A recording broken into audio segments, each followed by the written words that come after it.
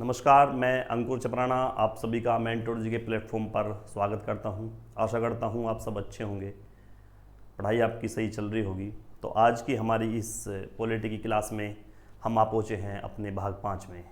और भाग 5 का मतलब ये है, जब हम इससे आगे अपनी पॉलिटी पढ़ेंगे तो आपको अब ये दिखाई देने लगेगा कि हमारी पॉलिटी का अब दो रूप या दो पार्ट्स में हम इसको कैसे पढ़ते हैं। सीधा सीधा मतलब ये है कि हमारे यहाँ दो स्तर की सरकार कैसे काम करती है और दो स्तर असल में मतलब होता क्या है। दो स्तर पर हमारा सारी काम होता है, एग्जीक्यूटिव भी, लेजिस्लेटिव भी, मतलब कार्यपालिका भी, न्यायपालिका तो एक स्तर की ही है, कार्यपालिका और विधायिका ये दोनों स्तर पर बटी हुई हैं। तो इन दोनों स्तर को हम आपके सामने अलग अलग पेश करेंगे, लेकिन कभी कभी ऐसा होता है कोई ना कोई चीज़ एक दूसरे से लेट होकर चलती है। रेट मतलब सबसे पहले हम केंद्र स्तर की बात करेंगे तो हमारा जो भाग 5 है आज हम उसके बारे में बात करने जा रहे हैं। भाग 5 आपको पता है, हमने भाग 4 तक पूरा कर चुके हैं हम। तो भाग 5 में हम पढ़ने वाले हैं क्या, अनुच्छेद 52 से लेकर और अनुच्छेद 78 के बीच, आर्टिकल 52 से आर्टिकल 78 के बीच हम बात करने वाले हैं। इसके बीच में क्या है, तो इस अनुच्छेद का मतलब या इस भाग 5 का मतलब ये है कि हम जो अब बात करने वाले हैं, हम अब बात करने वाले हैं केंद्र सरकार की। केंद्र सरकार बोल लीजिए या यूनियन गवर्नमेंट बोल लीजिए, या आप बोल लीजिए कि इसको मुख्य सरकार बोल सकते हैं। ठीक है, इसके बारे में हम बात करेंगे। इस केंद्र सरकार में या इस यूनियन गवर्नमेंट में हम सबसे पहले जो बात करेंगे वो हम बात करेंगे आज अपने एक बहुत ही इम्पोर्टेंट वीवीआईपी और अपने एक सम्मानित पद की, जिसके नाम है हमारे राष्ट्रपति। मतलब आज की जो वीडियो होने वाली है हमारी राष्ट्रपति के ऊपर या राष्ट्रपति के बारे में होने वाली है।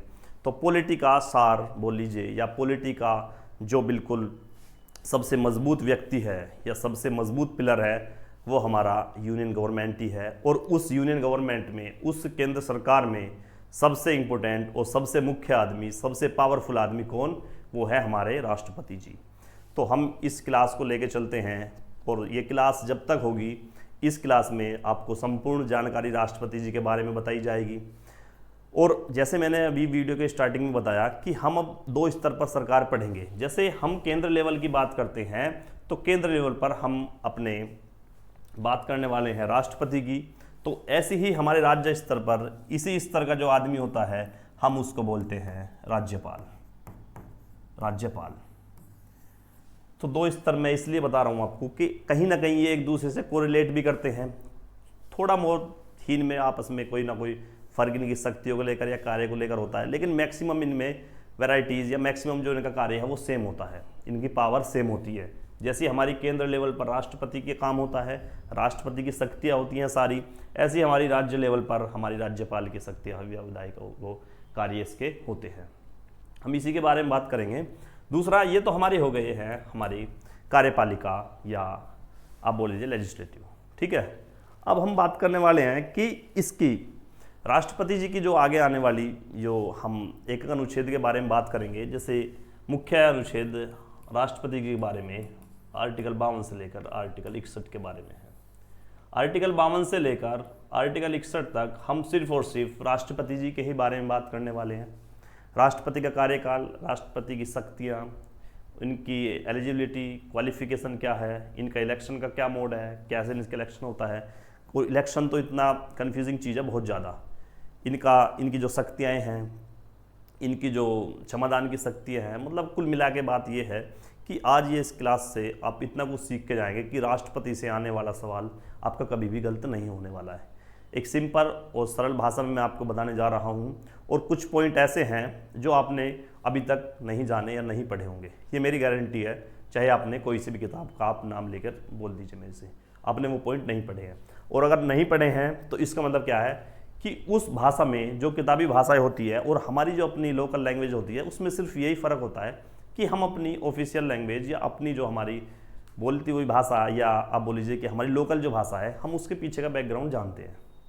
किताबी भाषा का हम बैकग्राउंड नहीं पता कर पाते हैं कि इसके पीछे कितनी सच्चाई या कितनी इसमें गहराई छिपी हुई है। तो मैं जो आपको ये बातें बताता हूँ, अगर चाहे ये इस डिजिटल बोर्ड पर कुछ चीज़ें कम लिखूँ, लेकिन जो मैं बातें बोलूँगा वो 100% आपको नोट करनी है, और 100% आपको कहीं ना कहीं किसी न किसी एग्ज़ाम में डायरेक्ट ना इनडायरेक्ट वे से आपको देखने को मिलेंगी। इस क्लास से बहुत मदद होने वाली है, बहुत इंपॉर्टेंट क्लास है। और राष्ट्रपति तो इतना इंपॉर्टेंट है कि राष्ट्रपति के बिना तो हमारा बोल लीजिए कि एक तरह से केंद्र सरकार ही हमारी बिल्कुल कार्यविहीन है। ठीक है, तो स्टार्टिंग करते हैं हम अपने सब्जेक्ट की और अपने महामहिम राष्ट्रपति जी के बारे में। ठीक है,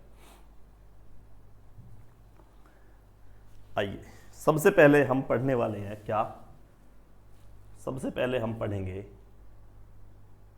आर्टिकल 52। आर्टिकल 52 मैंने बताया अभी, आर्टिकल 52 से और आर्टिकल 62 तक 61 तक हमारे सिर्फ और सिर्फ राष्ट्रपति जी के ही बारे में जानकारी देता है। तो अनुच्छेद 52 क्या बोलता है? अनुच्छेद 52 बोलता है कि राष्ट्रपति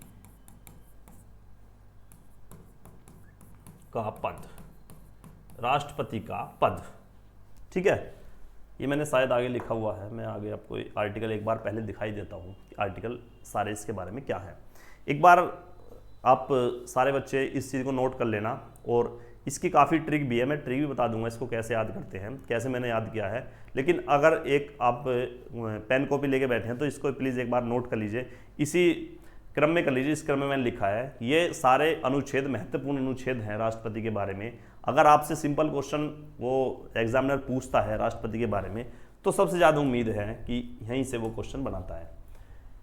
आर्टिकल 52 राष्ट्रपति के पद को बोलता है कि राष्ट्रपति का पद होगा। ठीक है, आर्टिकल 53 बोलता है, ये राष्ट्रपति के बारे में बात हो रही है, ठीक है, कि कार्यपालिका का प्रमुख होगा, कार्यपालिका का प्रमुख होगा। आर्टिकल 54 बोलता है कि राष्ट्रपति जी का इलेक्शन कैसे होगा, क्या इसके मापदंड है, क्या इसके विधि है, क्या इसका काल अनुसार इसका इलेक्शन कैसे कैसे हम करते हैं। आर्टिकल 55 बोलता है इसकी प्रक्रिया इलेक्शन की या कोटा। ठीक है, आर्टिकल 56 बोलता है इसका कार्यकाल, मतलब टेन्योर, कि राष्ट्रपति का कितना कार्यकाल है, कितने एक समय तक ही अपने स्थान पर या कुर्सी पर या आप बोलिए पद पर बैठते हैं। आर्टिकल 57 बोलता है इसके री इलेक्शन के बारे में कि एक राष्ट्रपति क्या उसका री इलेक्शन हो सकता है, क्या उसका दोबारा निर्वाचन हो सकता है। आर्टिकल 58 बोलता है योग्यताएं, मतलब क्वालिफिकेशन, इसकी क्या योग्यताएं हैं। आर्टिकल 59 बोलता है इसकी दशाएं। आर्टिकल 60 बोलता है शपथ, शपथ मतलब ओथ। ठीक है, और आर्टिकल 61 बोलता है सबसे इंपॉर्टेंट आर्टिकल जो एग्जाम में आज तक पूछा गया है, इस पर आप टिक लगा लीजिएगा, महाभियोग, महाभियोग। ठीक है, इम्पीचमेंट। तो ये सारे हमारे मुख्य आर्टिकल थे हमारे राष्ट्रपति जी को लेकर जो हमें पढ़ने हैं। तो इनके बारे में ही हम आगे जो अब हमारी क्लास होने वाली है इसी के बारे में हम डिटेल में बात करेंगे, बाकी कुछ नहीं है। राष्ट्रपति जी के बारे में अगर सिंपल क्वेश्चन आता है, मैं फिर दोबारा रिपीट कर रहा हूँ, अगर सिंपल क्वेश्चन उसको बनाना होगा तो इन अनुच्छेद से आपको डायरेक्ट पूछ लेगा कि अनुच्छेद 56 में क्या दिया हुआ है, अनुच्छेद 59 में क्या दिया हुआ है। एक तरह के तो क्वेश्चन बनते हैं ये। अगर हम बात करते हैं किसी अच्छे क्वेश्चन के लेवल की या किसी अच्छे लेवल के एग्ज़ाम की, तो उसमें थोड़ा सा और अंदर से हम इस चीज़ को जानेंगे कि क्वेश्चन कहाँ से बनाता है। ठीक है, तो बढ़ते हैं आगे की तरफ, और हमारा सबसे पहला अनुच्छेद है हमारा 53, आर्टिकल 53। आर्टिकल 53, आर्टिकल 53 बोलता है कि राष्ट्रपति संघ की कार्यपालिका का सर्वोच्च अधिकारी होगा। राष्ट्रपति संघ की कार्यपालिका का सर्वोच्च अधिकारी होगा। राष्ट्रपति, इस चीज़ को इंपॉर्टेंट मार्क करना है क्योंकि मैं इसके बारे में बताऊंगा कि संघ की कार्यपालिका और राज्य कार्यपालिका के क्या क्या मतलब है और क्या इसका मायने रखता है। ठीक है, तो राष्ट्रपति संघ कार्यपालिका का सर्वोच्च अधिकारी होगा। ठीक है, और इसमें एक चीज़ और है कि अपनी शक्तियों का स्वयं एवं या और बोल लीजिए आप, किसी अधीनस्थ अधिकारी या अधीनस्थ की सहायता से उनका प्रयोग करेगा। ये लाइन ज़्यादा इंपॉर्टेंट है कि ये अपनी शक्तियों का प्रयोग अपने अधीनस्थ की मदद से करेगा। इस चीज़ को समझना है क्या होता है। एक हमारा जो देश है, हमारा भारत देश है, हमारा इंडिया जो कंट्री है, इसमें हम इसको कैसे बोलते हैं कि एक रिपब्लिक देश है या रिपब्लिक कंट्री है या गणराज्य देश है। रिपब्लिक का मतलब होता है, यहाँ दोस्तों रिपब्लिक की अगर मैं बात करूँगा यहाँ पर, रिपब्लिक का मतलब होता है कि भाई जिसका मुखिया, जिस देश का मुखिया चुनकर आए, जिस देश का मुखिया का इलेक्शन हो, उसको हम गणराज्य या रिपब्लिक स्टेट या रिपब्लिक कंट्री बोलते हैं। तो हमारे देश का मुखिया, इसको हम देश का मुखिया भी बोलते हैं, देश का प्रधान भी बोलते हैं, देश का क्या बोलते हैं इसको, सर्वोच्च अधिकारी बोलते हैं, सर्वोच्च अधिकारी, और इसको हम प्रथम नागरिक भी बोलते हैं। ये सारी टर्म्स, ये सारे नाम हमारे राष्ट्रपति जी के लिए प्रयोग होते हैं। सर्वोच्च अधिकारी है, प्रथम नागरिक है, हेड ऑफ गवर्नमेंट है, हेड ऑफ स्टेट है, हेड ऑफ कंट्री है। ठीक है, तो जिस देश में इलेक्शन होते हैं उसके मुखिया के, मतलब जिस देश में उनके हेड के इलेक्शन होते हों, चाहे वो डायरेक्ट या इनडायरेक्ट होते हों, इस बात की चर्चा बाद में है, लेकिन यहाँ टर्म है कि इलेक्शन सिर्फ होते हों। इलेक्शन भी दो तरह से होते हैं ना। इलेक्शन कितनी तरह से होते हैं? इलेक्शन होते हैं दो तरह से हमारे यहाँ, एक तो होते हैं डायरेक्ट और एक होते हैं इनडायरेक्ट। डायरेक्ट क्या होते हैं? डायरेक्ट हम बोलते हैं जिसमें हमारे सभी जो नागरिक हैं, हमारे भारत के नागरिक की कहीं ना कहीं डायरेक्ट लिंक होता है, और डायरेक्ट उनका हमारे नेतागण को चुनने में उनका योगदान होता है। उनको हम डायरेक्ट इलेक्शन बोलते हैं, जिसमें हम खुद जाकर वोट करते हैं। जैसे एग्जाम्पल के तौर पर हमारा प्रधानमंत्री, सबसे बड़े पद के लिए हम उन्हें वोट करते हैं, हमारे प्रधानमंत्री, हमारे विधायक, हमारे सांसद, तो इनका जो इलेक्शन होता है इनमें डायरेक्ट हम इनको चुनाव बोलते हैं, या बोलते हैं आप क्या कि प्रत्यक्ष चुनाव इनको हम बोलते हैं, जिनमें आम नागरिक की भागीदारी होती है। इनडायरेक्ट क्या होता है? चुनाव तो ये भी होता है, लेकिन इसमें हमारे आम नागरिक की भागीदारी नहीं होती। इसके लिए एक निर्वाचन मंडल गठित होता है, और उस निर्वाचन मंडल में ये तय होता है कि इनमें कौन वोट डालेंगे। जैसे हमारे यहाँ अपने स्टेट में सुना होगा एमएलसी, एमएलसी सुने होंगे। इन एमएलसी का चुनाव भी हम खुद अपनी तरफ से वोट नहीं डालते हैं। एमएलए को डालते हैं, एमएलसी के लिए नहीं डालते हैं। मेंबर ऑफ लेजिस्लेटिव काउंसिल के लिए बता रहा हूँ मैं, विधान परिषद के लिए। ठीक है, और क्या, अगर ये तो स्टेट लेवल का होता है एमएलसी, अगर केंद्र लेवल की बात करें तो राज्यसभा में जो व्यक्ति चुन के आते हैं, तो एमपी की बात कर रहा हूँ मैं, उनके भी हम उनमें डायरेक्ट जो आम नागरिक की भागीदारी नहीं होती है। तो डायरेक्ट और इनडायरेक्ट, तो बात यहाँ थी कि जिस देश का मुखिया चुनकर आए, निर्वाचन उसका हो, इलेक्शन हो, तो उस देश को हम गणराज्य या रिपब्लिक स्टेट बोलते हैं। तो क्या हमारे देश में जो हमारे देश का हेड है, कौन है हेड? हमारे राष्ट्रपति जी। क्या राष्ट्रपति जी का चुनाव होता है? हाँ, होता है। वो हम बाद में बात करेंगे कि डायरेक्ट होता है या इनडायरेक्ट होता है, और अगर इनडायरेक्ट होता है तो कैसे होता है, ये हम बाद में करने वाले हैं। लेकिन अब तक फिलहाल ये तय हुआ कि हमारे यहाँ जो हेड ऑफ स्टेट है उसका चुनाव होता है। ठीक है, तो इस हेड ऑफिस का चुनाव हो चुका है, हेड का, और ये अन्य नाम हमारे राष्ट्रपति जी के हैं। ठीक है, तो आर्टिकल 53 हमारा क्या कहता है? राष्ट्रपति संघ की कार्यपालिका का सर्वोच्च अधिकारी होगा। मतलब संघ की या केंद्र की जो कार्यपालिका होगी, केंद्र की जो कार्यपालिका है उसमें कौन कौन आते हैं? सबसे पहली बात तो ये है कि संघ की कार्यपालिका में कौन कौन आते हैं। तो कौन कौन आएंगे भाई? सबसे पहले तो हमारे प्रेसिडेंट ही आएंगे, जिसके हम बारे में हम बात कर रहे हैं।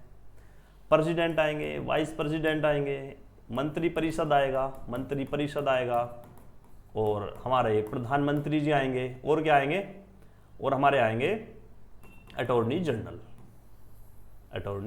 ये हमारे केंद्र लेवल के सर्वोच्च अधिकारी, या इसमें हमारे संघ की कार्यपालिका का हिस्सा है। तो इस संघ की कार्यपालिका का हिस्सा होते हुए सबसे जरूरी जो पद है वो हमारे प्रेसिडेंट का है, जिसके हम बारे में आज बात कर रहे हैं। ठीक है, तो आर्टिकल 53 क्या कहता है? आर्टिकल 53 ये कहता है कि जो हमारी संघ की कार्यपालिका है, ये वाली जो मैंने नाम बताया, संघ की कार्यपालिका, इनका सर्वोच्च अधिकारी होता है ये। ठीक है, नेक्स्ट बढ़ते हैं आगे। अब बात करते हैं आर्टिकल 54 की, निर्वाचन की या इनके इलेक्शन की। प्रेसिडेंट का इलेक्शन कैसे होता है? दोस्तों ये बहुत ज़रूरी चीज़ है और इतनी कन्फ्यूजिंग चीज़ है, जिसके बारे में हम आज बात करने वाले हैं कि आर्टिकल 54 या अनुच्छेद 54 किसके बारे में बात करता है। अनुच्छेद 54 बात करता है हमारे इसके इलेक्शन की। तो इलेक्शन मैंने आपको बताया हमारे देश में इलेक्शन सिर्फ और सिर्फ दो ही तरह से होते हैं। हमारे यहाँ इलेक्शन कितने तरह से होते हैं? सिर्फ और सिर्फ दो तरह से हमारे देश में इलेक्शन होते हैं। पहला है डायरेक्ट और दूसरा है इनडायरेक्ट। इन्हीं दोनों तरीके से हमारे यहाँ चुनाव होते हैं। तो राष्ट्रपति जी का चुनाव जो होता है उसके बारे में हम बात करेंगे। तो उसके बारे में बात करने के लिए सबसे पहले हमें एक चीज़ पता होनी चाहिए कि राष्ट्रपति जी का इलेक्शन मैंने ऊपर बताया आपको इनडायरेक्ट होता है। इनडायरेक्ट मतलब अप्रत्यक्ष होता है। अप्रत्यक्ष इनका चुनाव होता है। अप्रत्यक्ष मतलब आम नागरिक की इसमें डायरेक्ट भागीदारी नहीं होती है। हम आम आदमी, आम नागरिक इसमें डायरेक्ट वोट नहीं करते हैं। ठीक है। तो इसके लिए क्या होता है? इसके लिए एक निर्वाचन मंडल की नियुक्ति होती है। निर्वाचन मंडल की नियुक्ति होती है। निर्वाचन मंडल की नियुक्ति होती है तो उस निर्वाचन मंडल में कौन कौन सदस्य होते हैं? कौन कौन सदस्य से मतलब ये है कि उसमें कौन कौन उसमें सेलेक्ट होंगे जो इसके राष्ट्रपति के चुनाव के लिए वोट करेंगे। ठीक है। हमारे यहाँ चुनाव दो तरह से होता है। एक तरीके से तो होता है डायरेक्ट इनडायरेक्ट, एक तरीका तो ये है। एक और बता रहा हूँ मैं, जैसे हम आम नागरिक चुनाव में भागीदारी लेते हैं या चुनाव कराते हैं। जैसे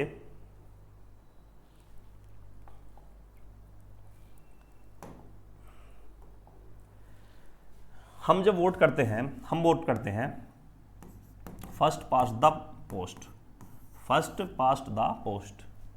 और एक चुनाव होता है डायरेक्ट। क्या क्या होता है? डायरेक्ट मतलब एक बोलते हैं जैसे हमारे राष्ट्रपति जी का होता है अनुपातिक प्रतिनिधित्व बोलते हैं, जिसको प्रोपोर्शनल रिप्रेजेंटेटिव बोलते हैं। क्या? प्रोपोर्शनल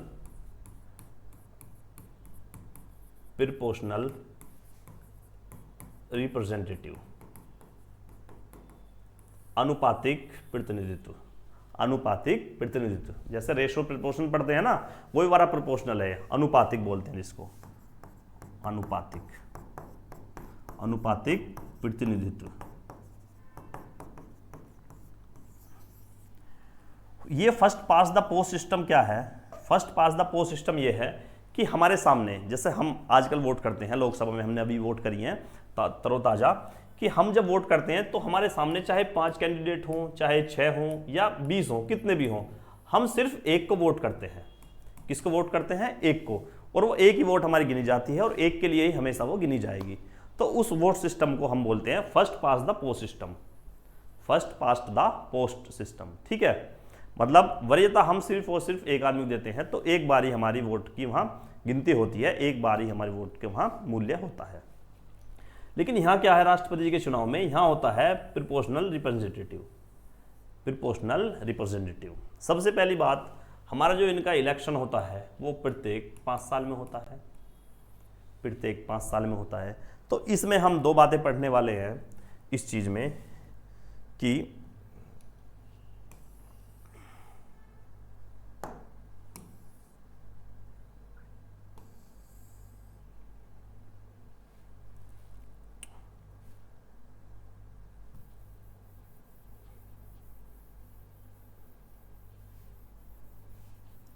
सबसे पहली बात तो हम ये पढ़ेंगे इसमें कि इसके चुनाव की प्रक्रिया कैसी होती है। दूसरा हम पढ़ेंगे कि इसके चुनाव में भाग कौन कौन लेते हैं या निर्वाचन मंडल इसका क्या है। ठीक है। आइए पहले हम बात कर लेते हैं इसके निर्वाचन मंडल की। किसकी? निर्वाचन मंडल की। निर्वाचन मंडल की कि इसके निर्वाचन मंडल में कौन कौन होते हैं। इसके निर्वाचन मंडल में सबसे पहली बात होते हैं, चलो डायरेक्ट ऐसे लिख देता हूं मैं कि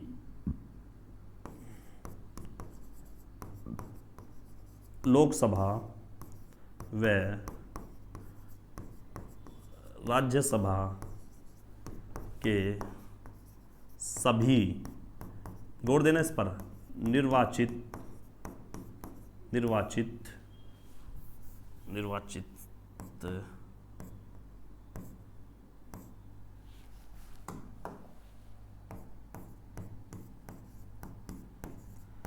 सदस्य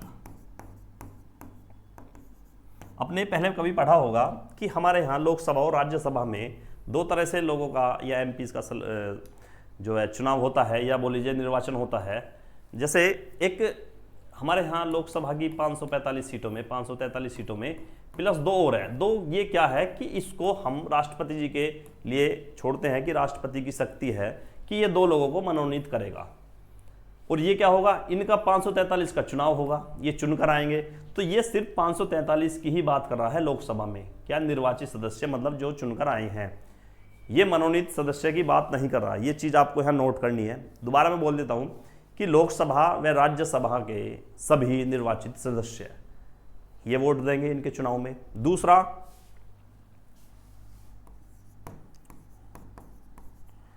ऐसी ही राज्य की क्या, राज्य का विधानमंडल या बोल लीजिए राज्य की विधानमंडल के सभी सदस्य, निर्वाचित सदस्य, राज्य की विधान मंडल के सभी निर्वाचित सदस्य। तीसरा एक चीज और बचती है इसमें, वो क्या है,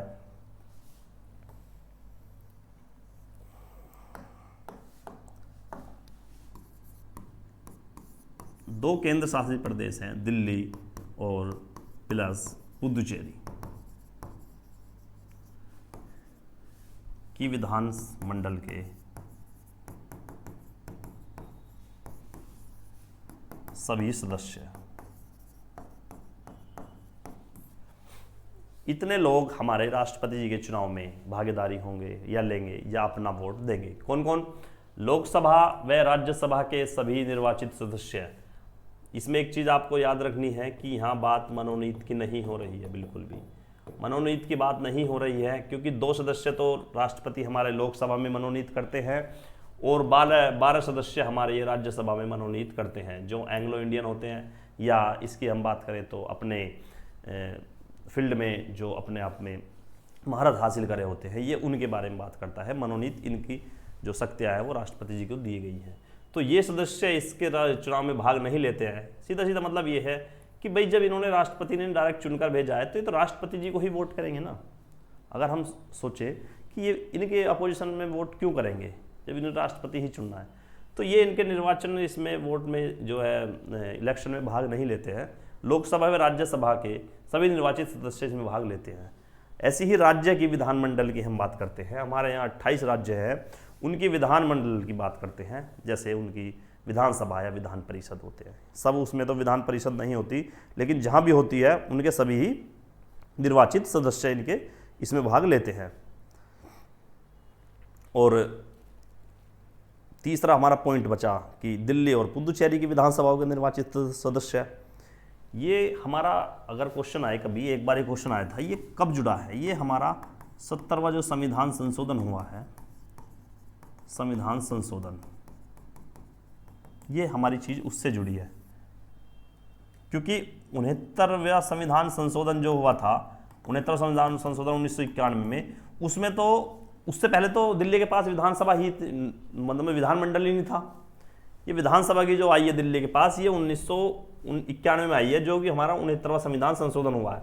तो उसके बाद 70वां संविधान संशोधन हुआ और ये तय हुआ कि इनके निर्वाचन, राष्ट्रपति के निर्वाचन मंडल में ये दिल्ली और पुदुचेरी के निर्वाचित सदस्य भी भाग लेंगे।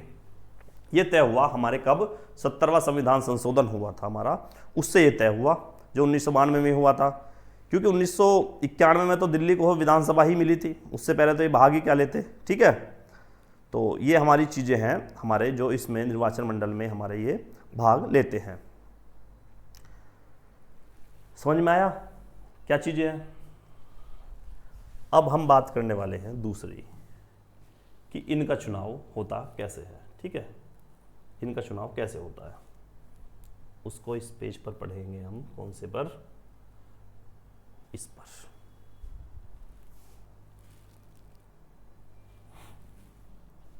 आइए,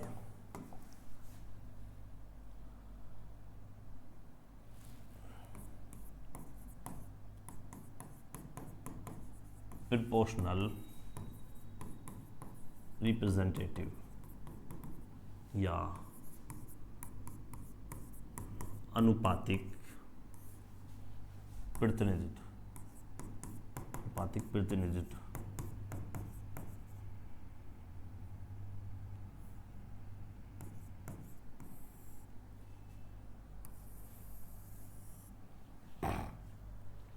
अभी मैंने बताया आपको हमारे यहाँ दो तरह से वोट डालते हैं हम।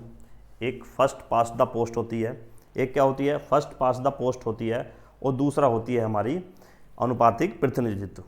अनुपातिक प्रतिनिधित्व, अगर इसका हम पूरा नाम पढ़ेंगे तो इसको बोलते हैं हम अनुपातिक प्रतिनिधित्व या प्रोपोर्शनल रिप्रेजेंटेटिव एकल संक्रमणीय मत पद्धति। क्या?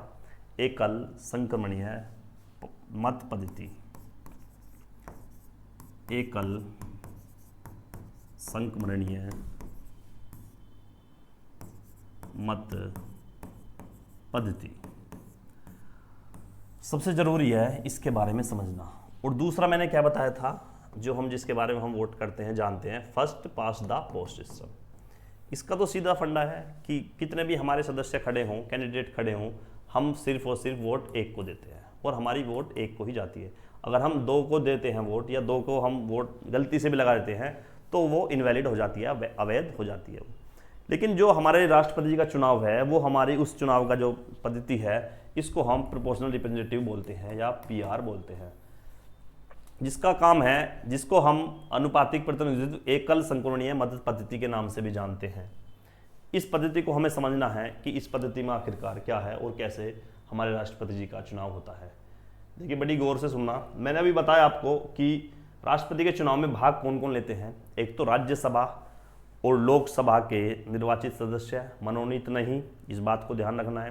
राज्यों के विधानमंडल के सभी सदस्य, निर्वाचित सदस्य, प्लस केंद्र शासित प्रदेशों की अगर बात करेंगे तो दिल्ली और पुदुचेरी की बात करेंगे। वो भी हमारा 70वां संविधान संशोधन हुआ 1992, तब से वो जुड़ा, वरना उससे पहले सिर्फ ये 2 पॉइंट्स मैंने लिखवाए थे स्टार्टिंग के। इन्हीं के ही एमपी या एमएलए जो हमारे होते हैं वही हमारे वोट डालते हैं। एमपी एमएलए वो भी निर्वाचित, जो इलेक्शन से आते हैं, इलेक्शन जीत कर आते हैं, मनोनीत नहीं। ठीक है, तो वो वोट कैसे डालते हैं, या उनका राष्ट्रपति जी का चुनाव में क्या उनकी भागीदारी है, या कैसे इस पद्धति को हम समझने की कोशिश करते हैं। देखिए, कई बार पढ़ी है आपने भी, हमसे पहले भी पढ़ी होगी, लेकिन मैं एक आपको सरल भाषा में बताऊंगा क्या है। इसका एक कोटा होता है कि जिस भी कैंडिडेट के पास 50% से एक वोट ज़्यादा आ जाएगी, वो हमारा विजेता घोषित हो जाएगा। क्या हमारा इस पद्धति में first pass the post system में क्या ये फंडा है कि जिसके पास 50% वोट जाएंगी वो ही जीत जाएगा? 50% से एक ज़्यादा नहीं। क्यों? क्योंकि आपने कभी देखा होगा, कभी कभी तो जिस बंदे को 30% वोट मिली हैं वो विजेता हो जाता है। यहाँ मतलब परसेंट से नहीं है, यहाँ मतलब है कि सबसे ज़्यादा वोट। मान लिया अगर कुल एक राज्य में 10 वोट पड़ी हैं, तो यहाँ 5 कैंडिडेट खड़े हुए हैं। मान लीजिए 1 2 3 4 5 कैंडिडेट यहाँ खड़े हुए हैं, 10 वोट हैं, इनको एक वोट मिल गया है, तो कितने वोट हो गए? 4। तो इसको 6 मिल गए हैं। चलो ठीक है, इसके तो ये तो विजेता घोषित है। हाँ, विजेता घोषित है, लेकिन ये मापदंड भी पूरा करता है कि इसके पास 50% से ज़्यादा है। अगर एग्जाम्पल के तौर पे मैं आपको समझाऊं कि 5 कैंडिडेट को हमारे वोट मिले हैं, इसको 2 मिले हैं, इसको 2 मिले हैं, इसको 2 मिले हैं, 2 2 4 1 6 और 1 7, और इसको वोट मिले हैं 3, 10 वोट हो गए। तो सबसे ज़्यादा वोट किसे मिले हैं? इसको मिले हैं। तो ए जो है हमारा, ये विजेता हो गया। अब एक बात गौर से देखना, क्या ए को 50% से ज़्यादा वोट मिले हैं? 50% से एक ज़्यादा वोट मिला है। इसका तो 50% 5 वोट बैठती हैं, तो 5 तो बराबरी के लिए चाहिए, प्लस 1, इसको कम से कम 6 वोट चाहिए थी। अगर इस पद्धति पर इसका चुनाव होता, इसका चुनाव किस पद्धति पर हुआ है कि first pass the post system, जिसके पास ज़्यादा वोट वो विजेता। लेकिन यहाँ वो सिस्टम नहीं है कि जिसके पास ज़्यादा वोट वो विजेता है। इसमें है कंडीशन कि किसके पास 50% प्लस 1 वोट है, इस कोटे को अगर कोई ग्रहण करता है या उसके मापदंड को पूरा करता है तो वो हमारा राष्ट्रपति के लिए एलिजिबल है, या राष्ट्रपति उस चुनाव को जीत जाएगा वो राष्ट्रपति। ठीक है, first past post the system और हमारे एकल मत, जो एकल संक्रमणीय मत पद्धति है, इसके बारे में डिफरेंस थोड़ा बहुत आपको समझ में आया होगा। तो अब हम समझते हैं एकल संक्रमणीय मत पद्धति को। जैसे हम कैंडिडेट की बात करते हैं 4 की, ए कैंडिडेट है, बी कैंडिडेट है, सी और डी, ये हमारे राष्ट्रपति जी के लिए दावेदार हैं। 4 दावेदार कौन है? 4। सबसे पहले राष्ट्रपति को जब चुनाव लड़ते हैं तो पहले क्या था हमारे संविधान में कि 2 तो अनुमोदक चाहिए थे, 2 अनुमोदक प्लस 2 प्रस्तावक। मतलब ऐसे समझाऊं मैं कि 2 तो लोग ऐसे चाहिए थे कि जो बोल दें आपको कि हाँ भाई हम इसको साइन करके देते हैं कि हम राष्ट्रपति के चुनाव के लिए हम अंकुर के का नाम आगे देते हैं। 2 तो सदस्य चाहिए थे ऐसे, और 2 सदस्य ऐसे चाहिए थे जो पीछे से कहते हैं जय बोलते हैं, जो कि हमारा नेता कैसा हो, ऐसा हो, वैसा हो। 2 चाहिए थे वो नारे देने वाले। अब इसमें क्या है, सबसे पहली बात समझने की बात है, आपको ये चीज़ नहीं पता होगी कि ये जो 2 अनुमोदक हैं और 2 प्रस्तावक हैं, ये कौन होते हैं? भाई ये भी तो कोई होगा। जैसे गांव में प्रधान की बात करते हैं तो एक तो लोग वो होते हैं जो प्रधान को उठाते हैं कि भाई तू चुनाव लड़, हम तेरे साथ हैं, और एक वो होते हैं जो 5000 के लालच में आ गए, उनकी जय बोल देते हैं 5000 2000 की वोट में, जय हो प्रधान जी की जय हो। तो वही बात है, ये अनुमोदक और प्रस्तावक वही हैं। तो पहले क्या था, अगर किसी को राष्ट्रपति के लिए चुनाव लड़ना है तो राष्ट्रपति जी के चुनाव के लिए वो अपने 2 तैयार तो करता था, अनुमोदक और 2 प्रस्तावक, और अपना पर्चा भर के कि हाँ भाई राष्ट्रपति के लिए चुनाव लड़ा। क्योंकि अंदर से इच्छा होती है लोगों की, अगर मैं कुछ नहीं कर पाया जीवन में तो एक काम तो जरूर कर लूंगा कि राष्ट्रपति का चुनाव लड़के देख लेता हूँ। उसकी क्वालिफिकेशन तो कोई ज़्यादा है नहीं भाई, 35 साल उम्र हो जाए मेरी और कोई लाभ के पद पे मैं हूँ ही नहीं। अगर होता तो मैं चुनाव क्यों लड़ता, मैं तो बेरोजगार हूँ, मेरे पास तो कोई आय नहीं है, तो मैं चलो एक बार नाम कर लेता हूँ अपना कि राष्ट्रपति जी के चुनाव या देश में जो सबसे बड़ा चुनाव है उसके लिए हम चुनाव लड़े हैं। क्या प्रधानी वर्धानी का चुनाव लड़ना है, क्या रखा है इन प्रधानी के चुनाव में? हम लड़ते हैं देश के राष्ट्रपति जी के लिए चुनाव।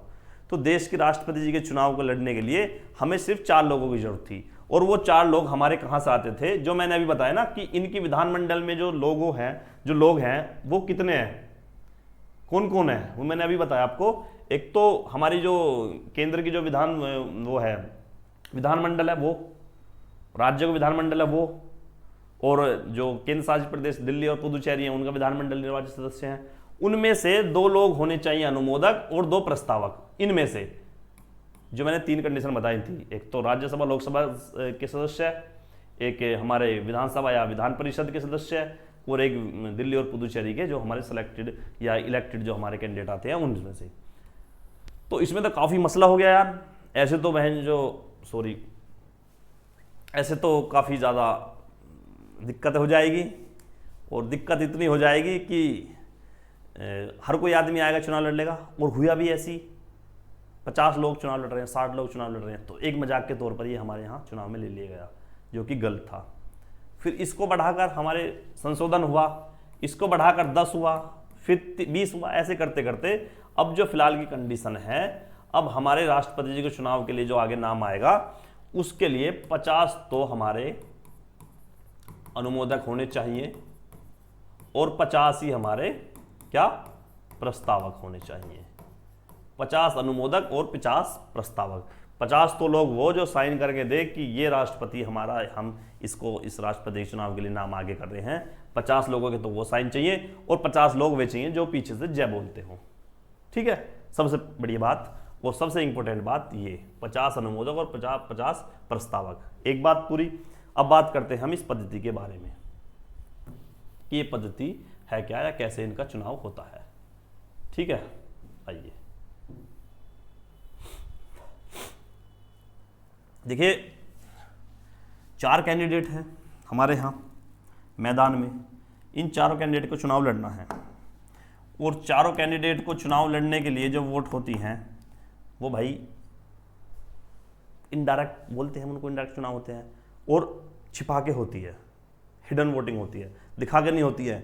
एक बार का केस है कि हमारे मुलायम सिंह यादव, जो स्वर्गीय मुलायम सिंह यादव हैं, यूपी के जो मुख्यमंत्री रह चुके हैं, उन्होंने राष्ट्रपति जी के चुनाव के लिए वोट दिया और फिर लहरा दिया, देखे देखे मैं वोट इनको दे रहा हूं, मैं वोट, तो वो अवैध घोषित हो गया था। ये अवैध घोषित हो जाता है, किसी को नहीं दिखाना है, किसी को नहीं बताना है, गुप्त मतदान होता है, ये गुप्त मतदान होता है, गुप्त मतदान सबसे पहली बात। तो हमारे जो ये सारे कैंडिडेट जो मैंने बताए वो वोट डालेंगे।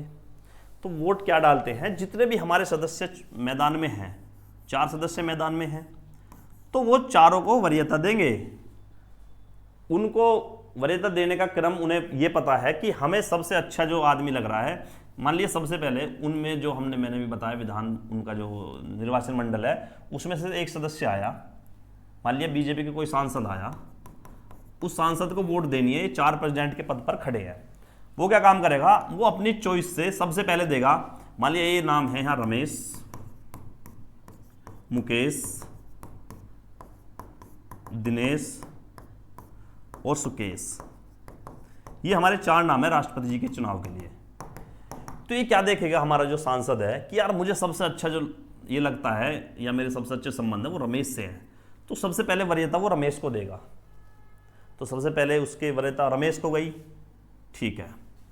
फिर वो दूसरे नंबर पर देगा मुकेश को, ठीक है। तीसरे नंबर पर देगा वो दिनेश को, और फिर 4 देगा सुकेश को। फिर दूसरा सांसद आया, उसने पहली वरीयता इसे दी, दूसरी इसे दी, तीसरी उसे दी, फिर चौथी इसे दी। ऐसे ही चुनाव चलता चला गया। मतलब जितने कैंडिडेट खड़े थे उनको सबको वोट देने का उसका हक है और किसी को वोट दे सकता है। लेकिन ये बाध्य नहीं है कि तुम चारों को ही दो, एक नोटा भी होता है वहां भी, तुम उस पर भी आ जाओ कि हमें बस रमेश को देनी है, किसी और को देनी नहीं है, बस ऐसा भी होता है। ये बाध्य नहीं है कि तुम्हें चारों को ही वोट देनी है। हाँ, आप दे सकते हैं, पहली वरीयता पे आप रमेश को रख सकते हैं, सुकेश, मुकेश, किसी को रख सकते हैं, लेकिन वोट आपको क्रम अनुसार या प्रोपोर्शनल या अनुपातिक रूप से देनी होगी। अब वोटिंग का सिस्टम हुआ पूरा। अब करते हैं इनकी काउंटिंग। काउंटिंग कैसे होती है भाई, वोट सारे सांसद हमारे वोट दे देकर बैठ गए हैं, वोट दे देकर बैठ गए हैं, अब इनकी होगी भाई काउंटिंग। अब काउंटिंग में क्या पाया जाएगा, काउंटिंग पहले राउंड की हुई है, राउंड में इनकी काउंटिंग होती है, पहले राउंड की काउंटिंग हुई और पहले राउंड में काउंटिंग में पाया गया कि भाई रमेश के पास वोट आई हैं मान लिया 10, इसके पास आई हैं 7, इसके पास आई हैं 6 और इसके पास आई हैं वोट कितनी 4, 10 से 17, 17 और 10 27 टोटल वोट पड़ी थी, उसमें से इतनी आई हैं। अब यार जो हमारा कोटा था 50% से एक ज़्यादा, वो तो अभी किसी के पास भी नहीं है। 50% कितनी, तो 14 वोट कम से कम यहाँ किसी ना किसी एक कैंडिडेट के लिए चाहिए थी। तो 14 वोट तो यहाँ किसी भी कैंडिडेट के पास नहीं है। अब क्या करेंगे, अब करेंगे ये कि जिस भी कैंडिडेट के पास सबसे कम वोट हैं वो कौन है, सुकेश, 4 वोट है, इस सुकेश को उठाएंगे और खत्म। अब इसकी जो 4 वोट हैं, जिसने सुकेश को प्राथमिकता दी थी वो 4 लोग हैं ऐसे जिसको पहली वरीयता दी थी। तो इन 4 लोगों में से किसी ने दूसरे को प्रेफरेंस दी होगी। मान लिया इस 4 वोटों में से 2 वोट तो आ गई रमेश के खाते में, एक मुकेश और एक दिनेश, इसके 4 वोट कट गई ऐसे। अब भी आंकड़ा पूरा नहीं हुआ, अब भी आंकड़ा पूरा नहीं हुआ ना ये। फिर क्या होगा, अब होगा ये भाई कि सुकेश तो यहां से निकल चुका है भाई। अब जो सबसे कम वोट किसकी हैं, अब सबसे कम वोट हैं हमारे दिनेश की, 6 + 1 सिर्फ 7 ही वोट है। फिर दूसरे नंबर पर वे हमारे दिनेश को निकाल देंगे और इसकी 7 वोट फिर उसके दूसरे अनुसार ही इसमें बांट देंगे। इसमें 7 में से 4 आ गई, इसमें मान लिया 3 आ गई। क्या अब ये आंकड़ा ये कोटा पूरा करता है? हाँ। तो रमेश के पास 50% से एक ज़्यादा वोट आ चुकी है, तो हमारा जो अगला राष्ट्रपति होगा वो हमारे माननीय रमेश जी होने वाले हैं। रिजल्ट अनाउंस कर दिया कि रमेश जी हमारे प्रेसिडेंट अगले होंगे। ये है क्या, एकल संक्रमणीय मत पद्धति, एकल संक्रमणीय मत पद्धति, जिसको हम बोलते हैं प्रोपोर्शनल रिप्रेजेंटेटिव, कि इसमें अनुपात में हम वोट देते हैं कि इस अनुपात में, इस अनुपात में, इसको अनुपात में। जैसे हम बोलते हैं ना ABCD को किस अनुपात में हम ये अनुपात ही बोलते हैं इसको, ये जो निशान है अनुपात का ही है कि 2:1:3 की सबसे ज़्यादा किसकी है, इसकी अनुपात में। अगर इसके पास 3 है तो इसके पास 2 हैं। तो यही हमारा सिस्टम हमारे राष्ट्रपति जी के चुनाव में होता है। बात करते हैं आगे की, और आगे क्या चल रहा है इसमें। निर्वाचन मंडल की बात कर ली हमने, टेन्योर की बात करेंगे अब हम। टेन्योर मतलब इनका कार्यकाल। भाई राष्ट्रपति जी का कार्यकाल हमारा 5 साल का होता है, 5 साल का। लेकिन याद रखना शपथ ग्रहण से है, ये शपथ ग्रहण से 5 साल तक। उसके बाद नहीं, उससे पहले ही चुनाव करा लिए जाते हैं। उससे बाद में नहीं, उससे पहले ही चुनाव कर लिए जाते हैं। लेकिन इस चुनाव की प्रक्रिया को हमारे संविधान में कहीं नहीं लिखा है कि ये चुनाव पहले कराने हैं कैसे। बस ये लिखा है कि चुनाव उस तरीके से होने चाहिए कि एक दिन के लिए भी हमारे राष्ट्रपति की जो पद है वो रिक्त नहीं होना चाहिए। तो हमारी सरकार या हमारे निर्वाचन मंडल क्या करता है कि चुनाव पहले करा लिए जाते हैं। अगर बाई चांस चुनाव लेट हुए, किसी ऐसी आपदा आई देश में, इमरजेंसी है या कोई और आपदा है, जैसे कोरोना समय है, कुछ ऐसी आपदाएं हैं, तो उसमें अगर चुनाव नहीं हो पाए 5 साल में, तो उसके बाद भी हमारा जो ये राष्ट्रपति है ये तब तक कार्यकाल करेगा अपना, तब तक पद में रहेगा जब तक हमारा नया राष्ट्रपति चुनाव जीतने के बाद नहीं आ जाता है। ये तो है हमारे एक भाग्यशाली राष्ट्रपति जी के बारे में बात कर रहा हूँ। अगर किसी का अभी ऐसे ही भगवान ना करे देहांत हो जाए, पद से इस्तीफा दे दे या पद से हटा दिया जाए, जिसको इम्पीचमेंट बोलते हैं, महाभियोग बोलते हैं, तो उस केस में क्या होता है? उस केस में भाई ये तो अपना ये नॉर्मल कार्यकाल है वो पूरा कर लिया। अगर पहली कंडीशन है कि अगर वो त्याग पत्र दे दे तो 5 साल से तो पहले त्याग पत्र देगा वो। दूसरी कंडीशन है कि उसकी मृत्यु हो जाए राष्ट्रपति जी की। तीसरा है कि उस पर महाभियोग हो जाए, महाभियोग भी हो सकता है ना। तो इस कंडीशन में क्या होता है? इस कंडीशन में है कि 6 महीने के अंदर हम क्या करेंगे? चुनाव पुनः करवा लिए जाएंगे, चुनाव पुनः हो जाएंगे। ठीक है, तो तब तक क्या होगा भाई? तब तक हमारा अगर किसी राष्ट्रपति की मृत्यु होती है या त्याग पत्र देता है या महाभियोग होता है, तब तक जो हमारा उपराष्ट्रपति है, उपराष्ट्रपति जी हैं, उपराष्ट्रपति जी हमारे पद ग्रहण कर लेंगे। और सबसे इंपॉर्टेंट क्वेश्चन है कि क्या हमारे उस समय जब हमारे राष्ट्रपति पद पर नहीं है, उस समय हमारे जो उपराष्ट्रपति हैं, क्या उनके कार्य राष्ट्रपति के बराबर होंगे? राष्ट्रपति की सब रिक्वायरमेंट को फुलफिल करेंगे? क्या राष्ट्रपति जी के जो साइन होने हैं, क्या उनकी पावर इतनी होगी? हाँ, same to same as it is उनकी पावर वही होगी जो हमारे राष्ट्रपति जी की होने वाली थी। उपराष्ट्रपति जी की कब? जब उनके पद पर होंगे, वही उनको वरीयता दी जाएगी, वही उनको सैलरी दी जाएगी, वही उनको सारे अलाउंसेज या सैलरी या बोल लीजिए कि पावर दे दी जाएगी जो हमारे राष्ट्रपति जी के पास होती है। किस समय? उपराष्ट्रपति जी के समय। अगर मान लिया उपराष्ट्रपति जी भी चुनाव जो है इस्तीफा दे देते हैं, कभी कभी होता है, कभी कभी क्या कई बार होता है, राष्ट्रपति विग्री जी हैं, ये क्या काम करते हैं? ये कार्यवाहक राष्ट्रपति जी बने। अब उन्हें कार्यवाहक राष्ट्रपति जी बने, उन्हें क्या करना था? उन्हें लड़ना था फिर राष्ट्रपति जी का चुनाव। भाई जो हमारी राष्ट्रपति की सीट वैकेंट है, ये चुनाव होने हैं। जैसे हमारे एक राष्ट्रपति जी हैं ए, इनकी मृत्यु होगी 5 साल से पहले, समझना गौर से, 5 साल से पहले इनकी मृत्यु हो चुकी है, तो इनके चुनाव होने हैं 6 महीने के अंदर है। लेकिन तो उस दिन के लिए तो राष्ट्रपति बनाना ही है, उस दिन हम बनाएंगे उपराष्ट्रपति जी को राष्ट्रपति। अब इस राष्ट्रपति जी के मन में आया कि यार मैं भी तो चुनाव लड़ूंगा, तो चुनाव जब लड़ेंगे जब इस उपराष्ट्रपति के पद से हम वो इस्तीफा दे देंगे। तो जब ये भी इस्तीफा दे दिया, इनकी मृत्यु हो चुकी है, अब कौन करेगा? तो उस टाइम करते हैं हमारे सुप्रीम कोर्ट के चीफ जस्टिस या मुख्य न्यायाधीश, chief CJI of India, CJI of India. उससे हमारे जो चीफ जस्टिस है, मुख्य न्यायाधीश है, वो हमारे राष्ट्रपति जी के रूप में, कार्यवाहक राष्ट्रपति के रूप में कार्य करेंगे। ऐसा हुआ है क्या? हाँ हुआ है। ऐसा भी हुआ है कि राष्ट्रपति जी की मृत्यु हो चुकी है, विग्री जी साहब आए, उन्होंने इस्तीफा दे दिया कि मुझे चुनाव लड़ना है, तो CJI को वहाँ पर कार्यवाहक राष्ट्रपति के रूप में चुनना पड़ा है।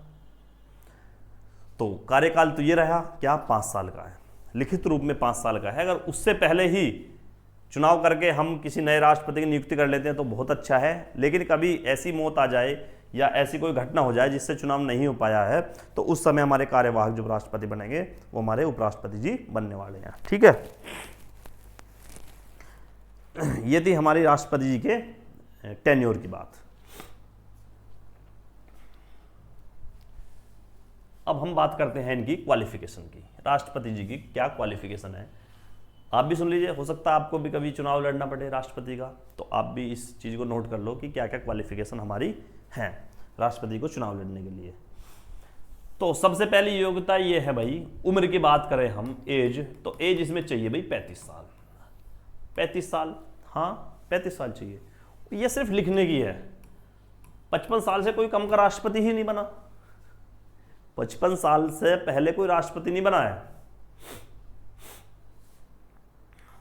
अब देख लीजिए, मतलब ये जो स्टेज है ना, ये बुढ़ापे की है। जब लोग बोलते हैं कुछ नहीं होता है, जब राष्ट्रपति होता है, जब दुनिया भूल जाए कि अब इसके बस की कुछ नहीं है, तब राष्ट्रपति जी का पद आता है और बोलता है कि कुछ नहीं। कैसे? सिर्फ एक पद देश में ऐसा है जो सर्वोच्च है, जो वीवीआईपी पोस्ट है, वो है प्रेसिडेंट की, और तू प्रेसिडेंट होगा। आपने देखा है कभी 35 साल का नया लड़का कोई राष्ट्रपति बना हो? देखा है? नहीं बना है। बस लिख दिया उम्र 35 साल है, इसका कोई मतलब नहीं है। लिखना चाहिए 35 की बजाय कि उम्र तुम्हारी 55-60 होनी चाहिए। ठीक है, तो हमारी बात राष्ट्रपति जी के लिए बनेगी। तो उम्र हमारी क्या होगी? एज होगी हमारी 35 साल। 35 साल। दूसरी क्वालिफिकेशन क्या होगी कि भारत का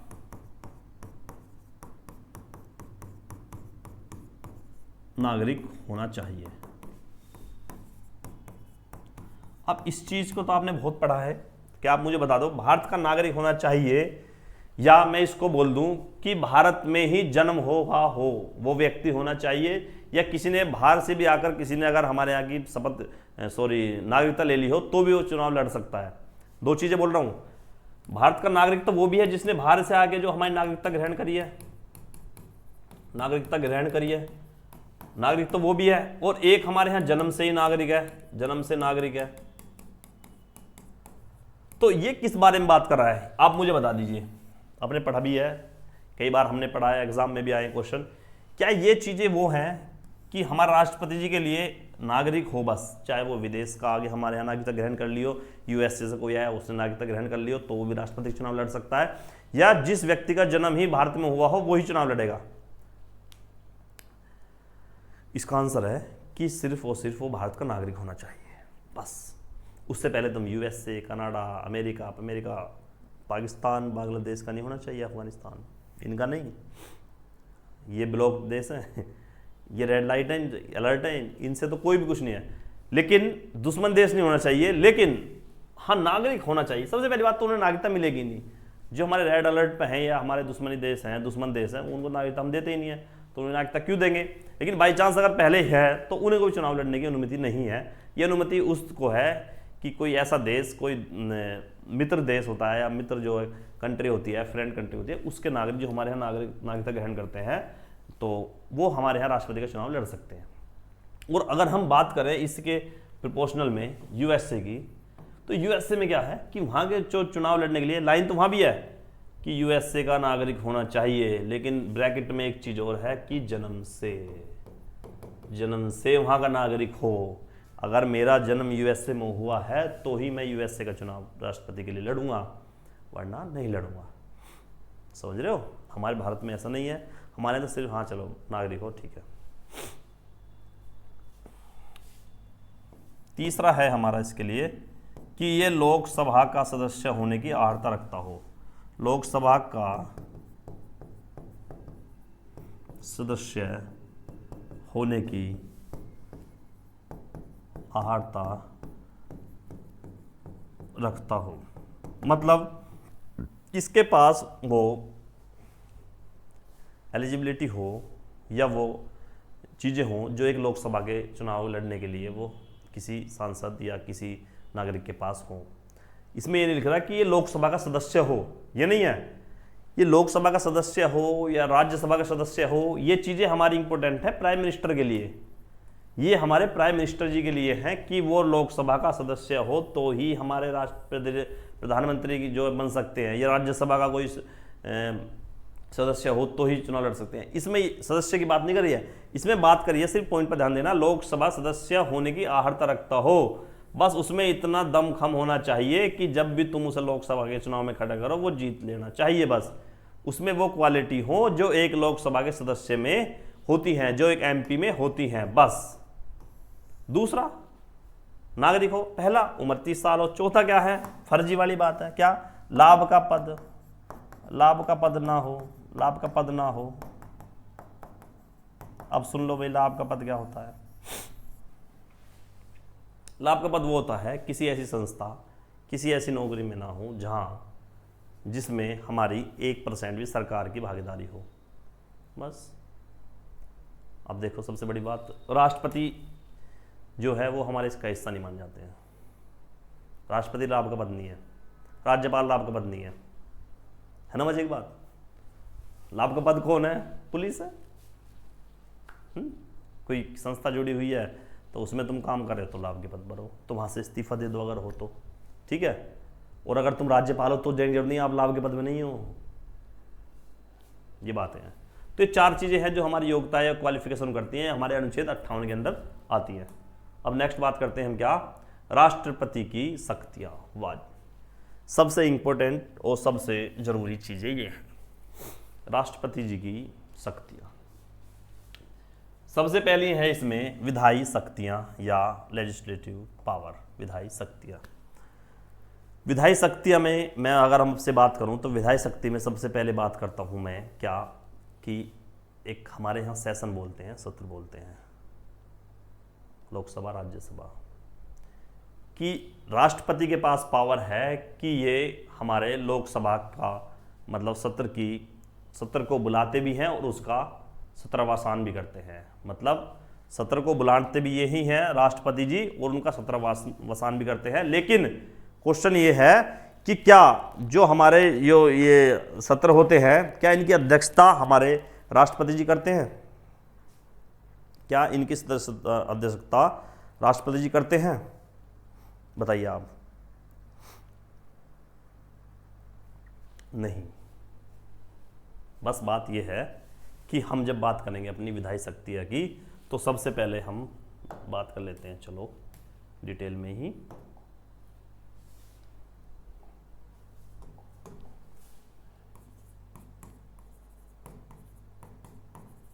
विधायक शक्तियां, लेजिस्लेटिव पावर्स। सबसे पहले हमारे यहाँ 3 सत्र होते हैं ना, कौन कौन से होते हैं? BMW होते हैं, बजट सेशन होता है, मॉनसून सेशन होता है, और क्या होता है? बजट, मॉनसून, एक विंटर। बजट सेशन, एक मॉनसून सेशन और एक विंटर सेशन, सत्र बोलते हैं इनको हिंदी में, ठीक है। तो सत्र को बुलाना और इनका सत्रवासान करना, मतलब इनको खत्म करना, ये हमारे काम होता है किसका? राष्ट्रपति का। ये सिर्फ और सिर्फ राष्ट्रपति ही करता है। सबसे पहली बात, सत्र को बुलाना और उनका सत्रवासान करना, पहली चीज। दूसरी चीज होती है हमारी संयुक्त बैठक। संयुक्त बैठक, देखिए संयुक्त बैठक बहुत अपने आप में बहुत इंपॉर्टेंट पॉइंट है। संयुक्त बैठक क्या होती है? सबसे पहले जी यहाँ से डायरेक्ट क्वेश्चन आता है। संयुक्त बैठक अनुच्छेद 108 के अंडर आती है और ये हमने कहाँ से ली है? ये हमने ऑस्ट्रेलिया से ली है। 2 बात तो आप यहाँ नोट कर लीजिए, ये राष्ट्रपति से संबंधित नहीं है, लेकिन ये 2 बात आपको स्पष्ट रूप से मैं बता रहा हूँ, ये बहुत इंपॉर्टेंट है परीक्षा की दृष्टि से, कि संयुक्त बैठक किस अनुच्छेद के अंदर आती है? 108, और कौन से देश से ली गई है? ऑस्ट्रेलिया से। अब बात करते हैं हम संयुक्त बैठक होता क्या है।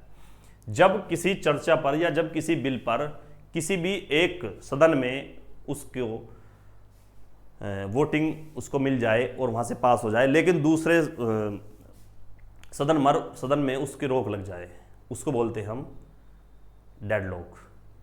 मतलब हमने कोई एक्ट बना रहे हैं, कोई सरकार एक्ट बनाने जा रही है, उस एक्ट को, अभी पता है एक्ट कैसे बनता है? मैंने कई बार बताया एक्ट कैसे बनता है, कानून कैसे बनता है। सबसे पहले हम एक बिल लाते हैं, उस बिल को किसी ना किसी एक सदन में हम पेश करते हैं। अगर मान लिया हमने लोकसभा में करा है तो उसके बाद हम राज्यसभा में करेंगे, अगर लोकसभा से पास हो गया तो राज्यसभा में, उसके बाद वो प्रेसिडेंट के पास जाता है, प्रेसिडेंट ने मोहर लगा दी तो वो क्या हो गया? उस दिन से एक्ट या बिल, बिल हो गया है, ठीक है। तो ये मान लिया हमारा कोई बिल आया और वो लोकसभा में आकर हमारा पेश हुआ और वो वहां से हमारा पास हो गया। लोकसभा में पास होने के बाद अब वो गया है हमारे राज्यसभा में। राज्यसभा के पास क्या क्या ऑप्शन है? राज्यसभा या तो उस बिल को साइन करके आगे दे देगी तो वो तो कानून बन जाएगा, या उसे दोबारा उल्टा भेज देगी, नहीं इस पे हम अनुमति नहीं है हमारी, इसमें कुछ चेक करो। वो नहीं माने, ना राज्यसभा वाले मान रहे हैं ना लोकसभा वाले मान रहे हैं, तो उसका क्या होता है, उस प्रक्रिया को हम बोलते हैं डेडलॉक। अब डेडलॉक की प्रक्रिया हो गई है। जैसे आपने कहानी सुनी थी ना गिद्धड़ की और कुत्ते की, वही वाली है कि एक दूसरे का जबड़ा एक दूसरे के अंदर फंस गया, तो उसके कुत्ते घर वाली बोल रही है कि बताओ क्या रहा, कैसे झगड़ा हुआ, कुछ बोली तो नहीं वो? तो वो बोला कि वो तो सिस्टम ही ऐसा बना, ना बोला ना बोलने दिया। मतलब ये है कि ना उसका जबड़ा मेरे मुंह से निकला ना उसका मेरे मुंह से निकला। वही प्रक्रिया या चीज़ें यहाँ है हमारी राज्यसभा या लोकसभा में। जब डेडलॉक होता है तो वही होता है, ना बिल पास हो रहा ना बिल रद्द हो रहा है। तब ऐसी प्रक्रिया में जब ऐसे उसमें टाइम पे क्या करता है, राष्ट्रपति जी आते हैं और बुलाते हैं कि हाँ जाओ भाई, अब आपकी होगी संयुक्त बैठक, अब आपकी होगी संयुक्त बैठक। सबसे पहली बात, संयुक्त बैठक होगी, लेकिन हमारी 2 बिल पर संयुक्त बैठक नहीं बुलाई जा सकती है। ध्यान रखना है हमेशा। पहली हमारी कौन सी? पहला हमारा मनी बिल। मनी बिल का अगर कोई केस है तो उस पर संयुक्त बैठक नहीं बुलाई जा सकती है। क्यों नहीं बुलाई जा सकती है? क्योंकि राज्यसभा के पास वो शक्ति ही नहीं है कि उसको उल्टा भेज दे। उल्टा भेज सकती है, लेकिन ये नहीं है कि उससे पास कराना ही जरूरी है। मनी बिल के बारे में मैं थोड़ी सी इंफॉर्मेशन आपको यहाँ दे देता हूँ। मनी बिल होता क्या है? मनी बिल वही सरकार के जो खर्चे होते हैं, इनके बारे में बात होती है। तो ये क्या होता है, ये हमारा कोई भी बिल ये लिखित रूप में है कि कोई से सदन में पहले जा सकता है। लेकिन मनी बिल के बारे में ये है कि मनी बिल पहले लोकसभा में ही पारित होगा, लोकसभा में ही उसको पारित करना होगा सबसे पहले, राज्यसभा में नहीं। उसके बाद वो राज्यसभा में जाएगा। तो उस राज्यसभा में जाने के बाद यहां से पास हो गया, राज्यसभा ने मान लिया नहीं पास किया। राज्यसभा की इतनी औकात ही नहीं है। राज्यसभा की सिर्फ इतनी औकात है, अगर बस वो 14 दिन तक अपने पास रख सकती है, रख ले तू, क्या बिगाड़े 14 दिन, 2 हफ्ते है। अगर 14 दिन के अंदर उसने अपनी अनुमति दी तो ठीक है, अगर नहीं दी तो वो बिल स्वतः ही पास कर दिया जाएगा। ये होता है मनी बिल। तो मनी बिल की पावर किसकी ज्यादा है? लोकसभा की ज्यादा है।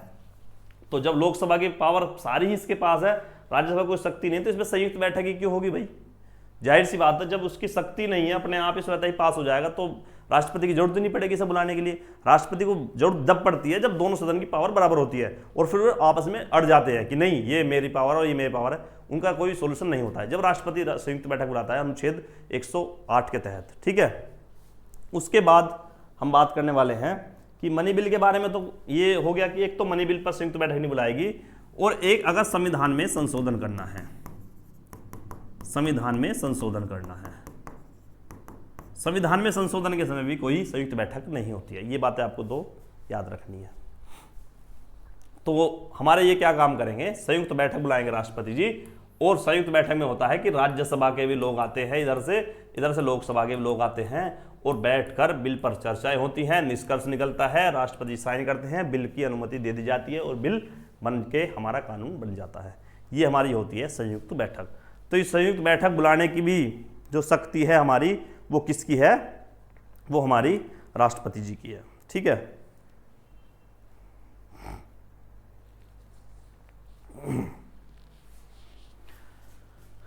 एक तो हो गई हमारी संयुक्त बैठक।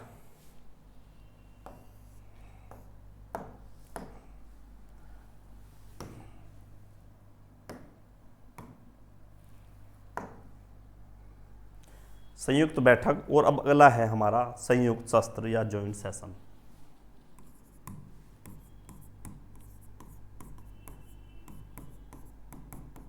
संयुक्त सत्र या जॉइंट सेशन,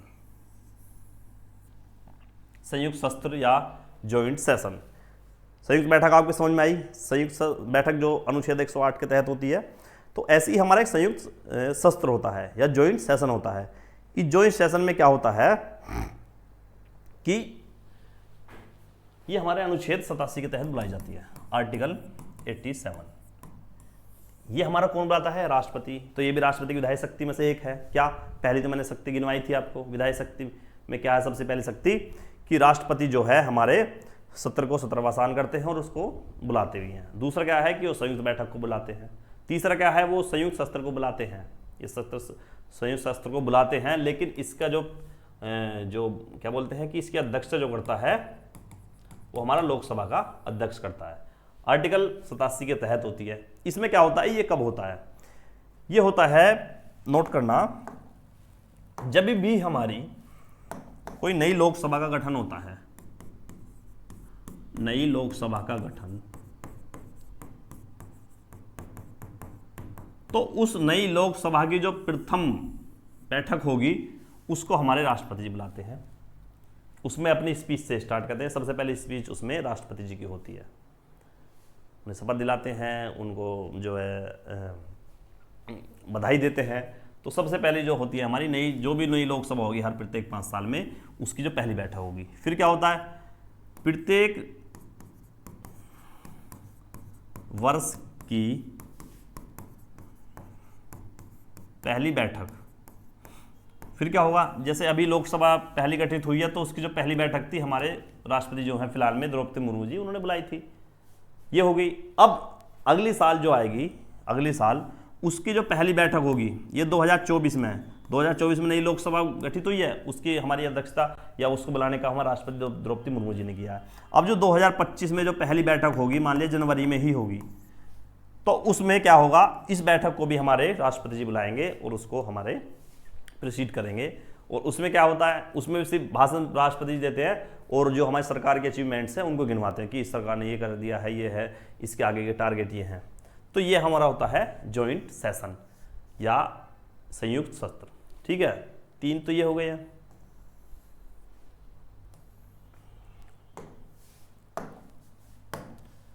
संयुक्त सत्र और संयुक्त बैठक। पहला क्या था, सत्र को बुलाना और आहूत करना है। ठीक है, अब हमारा एक, मैंने अभी स्टार्टिंग में आपको बताया था कि लोकसभा और राज्यसभा। लोकसभा में 2 लोगों को मनोनीत करता है, लोगों को मनोनीत करते हैं कौन, राष्ट्रपति जी। वो कौन है, एंग्लो इंडियन है, एंग्लो इंडियन।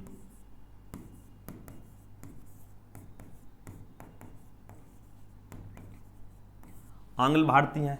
और राज्यसभा में ये करता है हमारे 12 सदस्य को। लोकसभा में 2 सदस्य को, राज्यसभा में 12 सदस्यों को मनोनीत करते हैं राष्ट्रपति जी। उसमें तो एंग्लो इंडिया हो जाते हैं। ये होता है अपने फील्ड में जो मार्शल आर्ट होते हैं, मार्शल मतलब जो एक महारत हासिल करे हुए होते हैं। ठीक है, उनके बारे में एंग्लो इंडियन। अब हमारा इसमें 104 जो संविधान संशोधन हुआ है 2022 में, उससे ख़त्म कर दिया है। अब आंग्ल भारतीय कोई वो नहीं है लोकसभा में जरूरत, क्योंकि अब इनकी जनसंख्या इतनी कम है कि अब इनको 2 सांसद की जरूरत नहीं पड़ेगी। क्योंकि मैंने बताया ना आपको कि हमारे यहाँ जो सीटों का बंटवारा है वो जनसंख्या के आधार पर है। तो जो हमारे एंग्लो इंडियन जो यहाँ रहते हैं, आंग्ल भारतीय, उनकी अब जनसंख्या बहुत कम है। उनकी इतनी कम है कि अब उनके लिए जो दो लोग जो मनोनीत होते थे अब वो भी नहीं है। तो ये ख़त्म कर दिया हमारा अनुच्छेद, संविधान में संशोधन करके 104वां, कि ये हमारा सिस्टम खत्म हो चुका है। ये करता कौन से उससे था, अनुच्छेद हमारा राष्ट्रपति 331 अनुच्छेद था हमारा, उस अनुच्छेद का प्रयोग करके हमारे 2 एंग्लो भारतीय का जो है मनोनीत करते थे लोकसभा के लिए। राज्यसभा के लिए हमारे 12 सदस्यों को मनोनीत करते हैं, अभी भी करते हैं। और अनुच्छेद 80 के तहत उन्हें ये पावर दी गई है कि आप राज्यसभा के 12 सदस्यों को मनोनीत करें।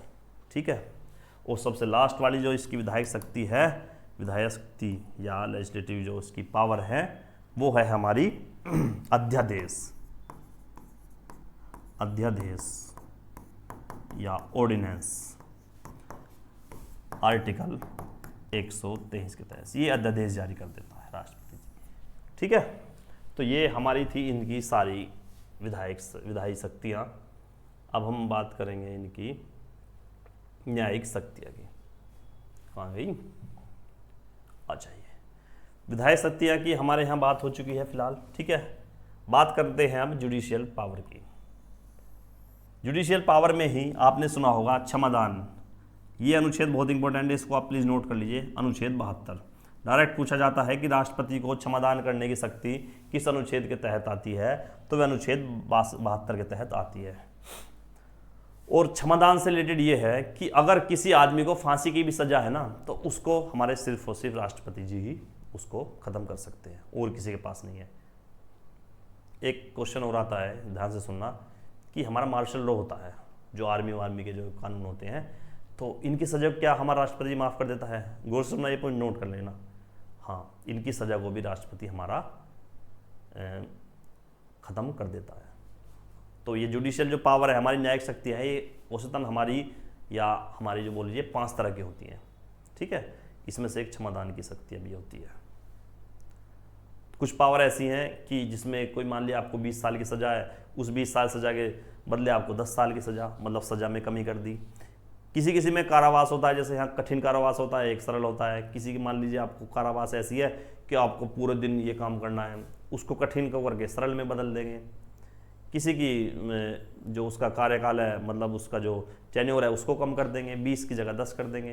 किसी की प्रवृत्ति में चेंज कर देंगे, किसी को बिल्कुल न्यून कर देंगे, जैसे क्षमादान है, बिल्कुल जैसे सामान्य स्थिति में लोग आया था ऐसे में ही भेज दिया जाएगा। मार्शल जो हमारा लॉ होता है, उसमें भी क्षमादान शक्ति इनके पास है।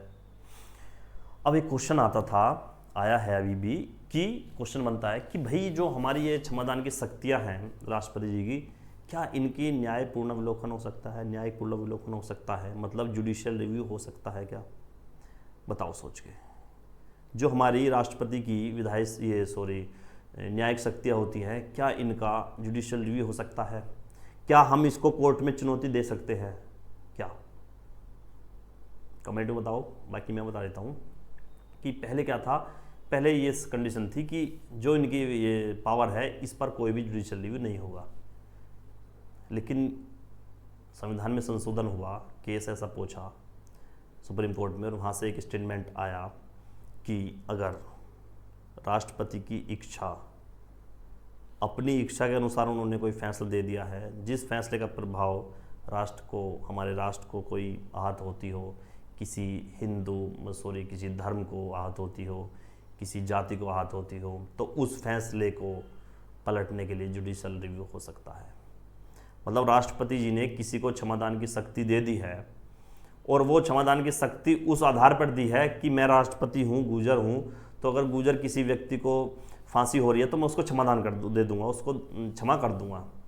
तो अगर ये सुप्रीम कोर्ट में केस गया, तो सुप्रीम कोर्ट उस पर अपना फैसला सुना सकती है कि ये जो आपका फैसला है, ये धर्म के अनुसार आया है, ये आपके जाति के आधार पर आया है, जो कि गलत है। बाकी अगर हमारा संवैधानिक तौर से बिल्कुल 100% सही है, हमारे जो क्षमादान शक्ति देने का प्रावधान है राष्ट्रपति जी ने किया है, तो कोई दिक्कत नहीं है, ठीक है। पहले ऐसा होता था कि कोई आदमी को अगर क्षमादान शक्ति होती है तो राष्ट्रपति जी के पास लेटर वगैरह लिखना पड़ता था। अब इसमें कोई बाउंडेशन नहीं थी, इसमें कोई बाउंडेशन ये नहीं थी कि राष्ट्रपति कितने दिनों में इसका जो है फैसला सुनाए। कई केस में ऐसा हुआ है, जैसे किसी ने अर्जी लगाई कि सर मुझे ऐसे ऐसे क्षमादान की जो है प्रवृत्ति चाहिए, या क्षमादान चाहिए आपकी तरफ से, तो उनके लिए उन्होंने जो है लेटर वगैरह लिखे हैं, वो लेटर लिखे हैं, पड़े रहे हैं जेब में, कोई नहीं सुनवाई हुई है। उन्हें फांसी आज हो गई है, फिर 1 साल बाद फैसला आ रहा है कि इस व्यक्ति को फांसी की सज़ा ना दी जाए। ये मैं जो आपको एग्जाम्पल बता रहा हूँ, ये बिल्कुल ऐसा है कि जीवित इस आंखों देख बात कि ये ऐसा हुआ है, एक लिविंग थिंग के बारे में बता रहा हूँ मैं, ऐसी नहीं है औपचारिक रूप से आपको बता रहा हूँ कि हाँ ऐसा कभी होता नहीं, ये ऐसा हुआ है। एक केस भी ऐसा था कि उसकी अर्जी जो है, उसके जो एप्लीकेशन थी वो राष्ट्रपति जी के पास लगी। उन्हें बोला कि हमें सर संविधान के जो है शक्ति जो आप देते हो उसके अनुरूप रखा जाए। उनका जो फैसला आया तब तक उस व्यक्ति को फांसी दे दी गई। तो सुप्रीम कोर्ट ने ये बाउंडेशन लगाई है कि इस शक्ति को आपको देने के लिए सिर्फ और सिर्फ इतना समय, इसके अंदर आपको शक्ति या आपको फैसला सुनाना होगा, ठीक है। अब हम बात करते हैं वीटो पावर की। वीटो पावर हमारा अनुच्छेद 1 में आता है, अनुच्छेद 111 में आता है। वीटो शक्ति हमारी अनुच्छेद 111 में आता है। वीटो शक्ति हमारी 4 तरह की है। तो क्वेश्चन एक बार ऐसा आया था कि कौन सी ऐसी वीटो शक्ति है जो हमारे प्रेसिडेंट के पास नहीं है, और वो हमारे जो अमेरिकी राष्ट्रपति है उनके पास है। तो वीटो शक्ति हमारे यहाँ 4 प्रकार की होती है। पहली absolute veto, qualified veto, suspensive veto और पॉकेट वीटो। तो जो हमारी क्वालिफाइड वीटो है, जो क्वालिफाइड वीटो है, आप लिख लीजिए क्वालिफाइड वीटो। क्वालिफाइड वीटो जो है हमारे यहाँ, ये हमारे राष्ट्रपति जी के लिए नहीं है, ये हमारे सिर्फ और सिर्फ अमेरिकी राष्ट्रपति जी के पास है।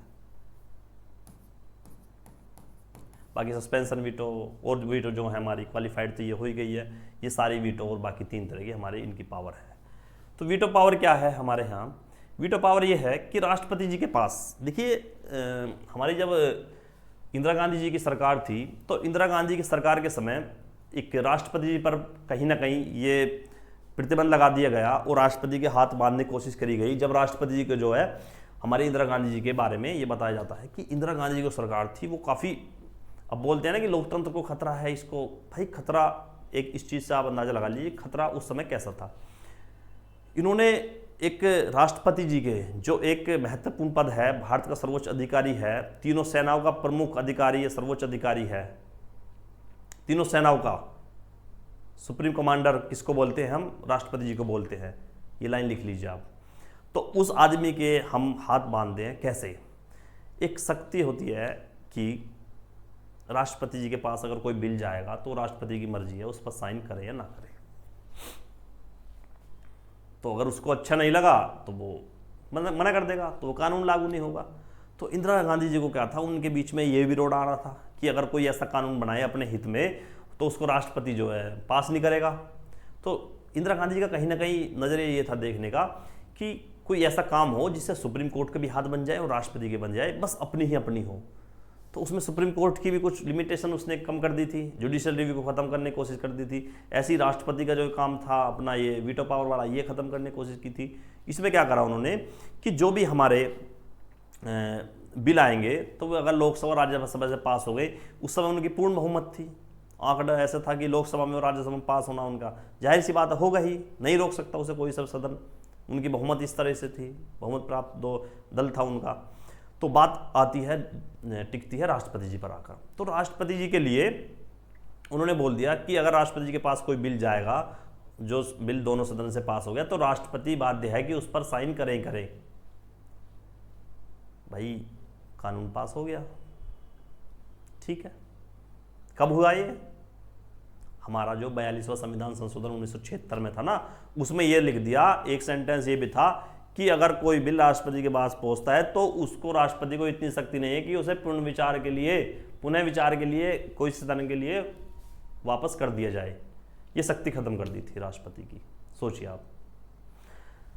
फिर बात आती है हमारे 44वां संविधान संशोधन हुआ मोरारजी देसाई की सरकार में।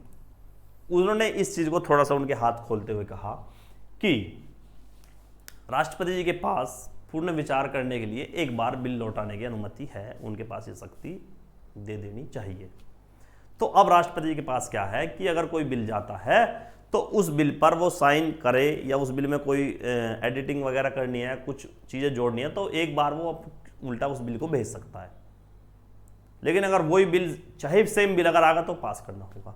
तो वैसा बिल अगर राष्ट्रपति उस पर ना साइन करना चाह रहा हो, ना कुछ करना चाह रहा हो, तो उसको हम क्या बोलते हैं, उसमें एक पॉकेट वीटो होता है कि उस बिल को हम एक अपनी जेब में डाल लेता है, जिसको पॉकेट वीटो बोलते हैं। वीटो पावर का एक भाग है पॉकेट वीटो। पॉकेट वीटो कि पॉकेट में डाल लिया, ना वो उस पर कोई अपनी सहमति दी, ना उस पर कोई विरोध जताया, ना उस पर कोई आपत्ति दर्ज करी, ना वो पास करा, ना वो रिजेक्ट करा है, वो पॉकेट में डाल लिया है। ऐसी एक बहुत चर्चाओं में केस रहा था हमारा डाक का। वो हमारे राष्ट्रपति जी ने उस पर ऐसा काम किया था। राष्ट्रपति थे नीलो संजीवा रेड्डी जी होते थे, उन्होंने कहा था कि जो हमारे डाक का बिल था, डाक मतलब यही डाक जो हमारे ये लेटर आते हैं, तो उन्होंने ये संशोधन कर दिया सरकार ने कि इसको लेटर को खोल के पढ़ेंगे वो डाक घर वाले जो है। तो ये बिल लोकसभा में, राज्यसभा में पास हो गया। तो इससे तो कहीं ना कहीं लोगों की जो प्राइवेसी को दिक्कत होती, लोगों की जो हमारी प्राइवेसी है वो खत्म होती, क्योंकि हमारे डाक से जो चीज़ें आती हैं वो बहुत प्राइवेट चीज़ होती हैं। तो वो चीज़ अगर हमारा सरकारी आदमी कोई खोलेगा तो हमारी प्राइवेसी खत्म हो जाएगी। तो उस बिल को रोकने के लिए राष्ट्रपति जी ने ना उस पर साइन करे, ना उसे अनुमति दी, ना वो रिजेक्ट करा, वो उठाकर अपनी जेब में रख लिया। वो जो तो पड़ रहा है, उसकी कोई आयु सीमा नहीं है, वो कभी तक भी रह सकता है। ये है हमारी वीटो पावर। वीटो पावर का एक पार्ट है पॉकेट वीटो, उसी की मैं बातें आपसे कर रहा हूं, ठीक है, पॉकेट वीटो की। अब बात हमारी बचती है लास्ट, क्या, आपातकालीन शक्तियां। आपातकालीन शक्तियां, हमारे राष्ट्रपति जी के पास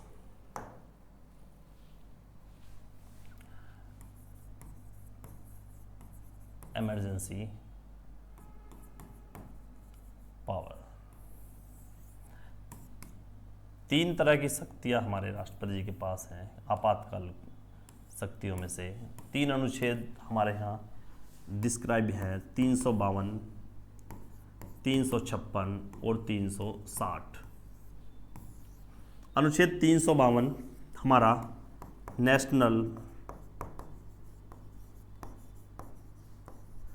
इमरजेंसी को दर्शाता है कि अगर हमें नेशनल इमरजेंसी की घोषणा करनी है तो वो अनुच्छेद 352 के तहत करनी है। 356 में क्या है, इसको हम स्टेट इमरजेंसी बोलते हैं, ये क्वेश्चन बहुत बार आया है, और इसी को हम प्रेसिडेंट रूल भी बोलते हैं, राष्ट्रपति शासन। आप बोलते हैं ना कि दिल्ली में राष्ट्रपति शासन लग गया है, जम्मू कश्मीर राष्ट्रपति शासन लग गया है, इसका मतलब हाँ ये वाली इमरजेंसी लगी है 356 वाली। अगर जो इंदिरा गांधी जी ने लगाई थी ना पूरे राष्ट्र में, वो ये थी 352 के तहत, जो पूरे राष्ट्र में लगती है, किसी एक राज्य में लगती है वो स्टेट इमरजेंसी, उसी को हम प्रेसिडेंट रूल बोलते हैं। और 360 क्या है हमारी, ये है हमारी फाइनेंशियल इमरजेंसी। फाइनेंशियल इमरजेंसी 360, जो अभी तक दावा करते हैं नहीं लगी है, ठीक है। 2020 में 21 में जब कोरोना आया था उस समय कंडीशन ये बन गई थी कि हमारे यहाँ फाइनेंशियल इमरजेंसी पहली बार लग सकती है, लेकिन अभी तक नहीं लगी है। सबसे ज़्यादा जो लगने वाली इमरजेंसी वो हमारी स्टेट इमरजेंसी है। और राज्य पूछा जाता है तो पंजाब में, पंजाब एकमात्र राज्य है जिसमें सबसे ज़्यादा स्टेट इमरजेंसी लगी है। और नेशनल इमरजेंसी हमारे यहाँ इंदिरा गांधी जी ने लगाई थी, इंदिरा गांधी जी ने लगाई थी। और बताया जाता है इमरजेंसी वैसी नहीं लगती है, इमरजेंसी सबसे पहले हमारी मंत्रिपरिषद में के सलाह पर उनके साइन होते हैं, उसके बाद प्रधानमंत्री साइन होते हैं, उसके बाद राष्ट्रपति के सामने उसको पेश किया जाता है। तो राष्ट्रपति देखता है उस पर किस किस के साइन है, मंत्रिमंडल के वो हिस्सा है या नहीं है, उसके आधार पर वो अपनी उसकी घोषणा करते हैं आपातकाल की। लेकिन इंदिरा गांधी जी ने क्या किया, फ़ोन पर, कौन थे हमारे उस टाइम राष्ट्रपति, कमेंट में बताओ कि हमारी जो इमरजेंसी लगी थी उस समय हमारे राष्ट्रपति जी कौन थे। तो इंदिरा गांधी जी ने फ़ोन किया कि जी ऐसे ऐसे आज 24 जून है 1975, मैं रात को बात कर रही हूँ, और कल 25 जून 1975 को इमरजेंसी की घोषणा कर दीजिए। उन्होंने बोला कि आपने मंत्रिमंडल की, मंत्रिपरिषद की सलाह ली? उन्होंने बोली हाँ सलाह ले ली है और मैं सुबह को जो है सबके साइन करा लूँगी। उन्होंने उसी आधार पर इमरजेंसी लगा दी थी, एक फ़ोन पर ही। और बताया जाता है कि ये बात कहीं तक झूठ थी, कई हद तक, कि किसी ना मंत्री से पूछी, ना किसी मंत्रिमंडल में वो बिल पास हुआ, ना किसी से पूछी। उनका अपना बेटा था शायद, या भाई उनके ही, हाँ शायद उनका बेटा था, उनसे ही 2-3 उनके नज़दीकी राज्यपाल थे देश के, जैसे एक हरियाणा का राज्यपाल था, उससे सलाह लेकर और उसी आधार पर उन्होंने राष्ट्रपति को फ़ोन किया कि देश में कल सुबह ही इसकी आपातकाल की घोषणा कर दीजिए, इमरजेंसी की। और उसी दिन से लगभग 2 साल तक भारत ने वो आपातकाल की स्थिति झेली।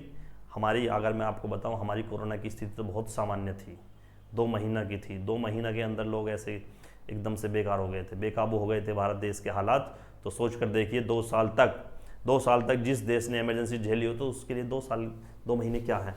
तभी तो देश हमारा इतनी तेज़ी से फिर से उभर चुका है इस कोरोना के बाद, लॉकडाउन के बाद, क्योंकि देश ने, ये तो एक ट्रेलर था, पूरी मूवी देखे बैठा है भाई।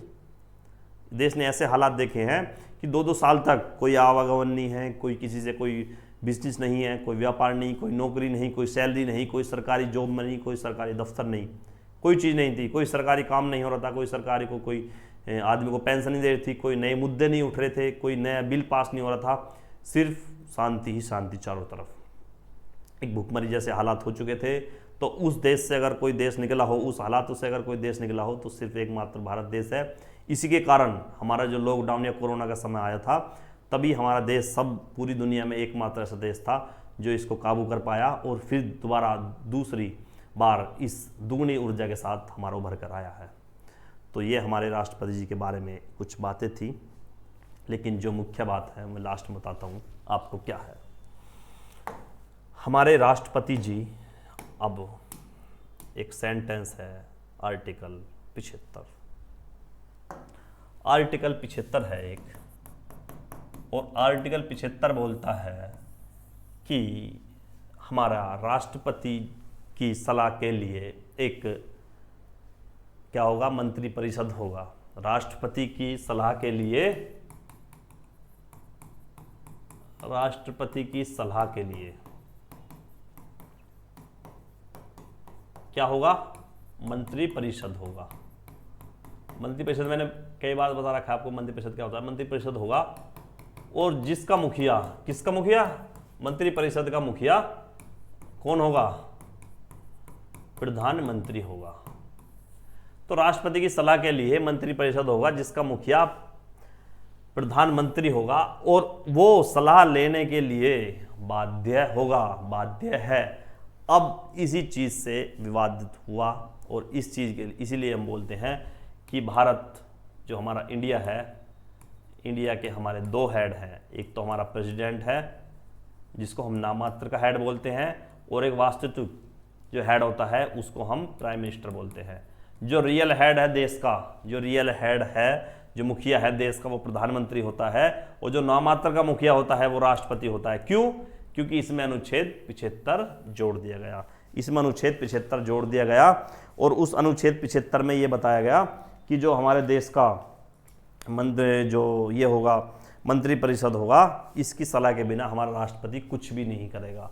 अगर कोई भी काम अगर राष्ट्रपति को करना है तो वो हमारे मंत्रिपरिषद की सलाह लेगा, और मंत्रिपरिषद का मतलब है कि हमारे प्रधानमंत्री की सलाह लेगा। तो मेन मुखिया कौन हुआ? अगर मैं बता दूं आपके एग्जाम्पल के तौर पर कि मेरे घर का मुखिया पापा है, मेरे घर के मुखिया मेरे पापा जी हैं, और वो कोई भी काम मेरे माता जी की अनुमति के नहीं करते, बाध्य हैं कि कुछ भी काम करना है, अगर उनको नहाने जाना है तो माता जी से पूछ कर जाएंगे। तो आप ये बताइए कि वास्तविक हेड कौन हुआ, रियल हेड कौन हुआ? तो माता जी हुई ना। ये तो सिर्फ इस काम में रह जाएंगे, मैं चला जाऊं, मैं आ जाऊं क्या, मैं नौकरी कर जाऊं क्या, मैं खेत पे जाऊंगा, इस काम के लिए रह गया। ये नामात्र के हेड है, बस कि कोई बाहर से आके पूछे कि हाँ मुखिया कौन है, कि मेरे पापा है, लेकिन रियल में कौन मुखिया है? वो होती है माता जी। माता, जो आजकल घर में भी यही सदस्य है। समस्या है कि नामात्र का मुखिया कौन, हस्बैंड, और रियल हेड कौन है, वो वाइफ है। हाँ, सारे काम होंगे हमारे पति के नाम पर, घर में नेम प्लेट लगनी है पति के नाम की लग रही है, कोई कोरियर आ रहा है वो पति के नाम पर आ रहा है, सैलरी आ रही है पति के नाम पर आ रहा है, किसी के हस्ताक्षर हो रहे हैं तो वे पति के हो रहे हैं, जमीन लेनी देनी है तो पति के नाम पर हो रहे हैं, किसी साइड वाले से कोई लेन देन होनी है तो पति के नाम पर होनी है। सेम प्रोसेस प्रेसिडेंट का है, इसे हटाओ, पति को प्रेसिडेंट बैठाओ। जैसे कोई भी देश में कोई किसी MOU साइन कराना है, राष्ट्रपति के नाम होगा, कोई बिल पास होना है राष्ट्रपति के नाम होगा, कोई विधेयक पास होना है राष्ट्रपति के नाम पे पास होगा, किसी देश से संबंध या सैन्य अभ्यास होते हैं तो किसके नाम पर होते हैं, सरकारी नीतियाँ, सरकारी समितियाँ, सरकारी कोई उनकी जो स्कीम होती हैं वो किसके नाम पर निकलती हैं, वो हमारे राष्ट्रपति के नाम पर निकलती हैं, सिर्फ नामात्र के लिए। रियल कौन है, उनको कौन चलाता है, कौन सर्कुलेट करता है, उनको हमारे प्रधानमंत्री करते हैं, जो कि हमारे घर के स्तर पर हमारी वाइफ करती हैं। ठीक है, तो ये फ़र्क है हमारे रियल और एक इमेजनरी हेड में। तो हमारा वास्तविक मुखिया कौन, प्रधानमंत्री, और नामात्र का कौन है, हमारा राष्ट्रपति जी है। मैंने एक एग्जांपल तो समझाया घर में हस्बैंड और वाइफ से। ठीक है, हस्बैंड क्या है, रियल है, और इमेजनरी है, एक नामात्र के लिए है, और वाइफ का है वास्तविक रूप से है, और एक रियल हेड है घर की।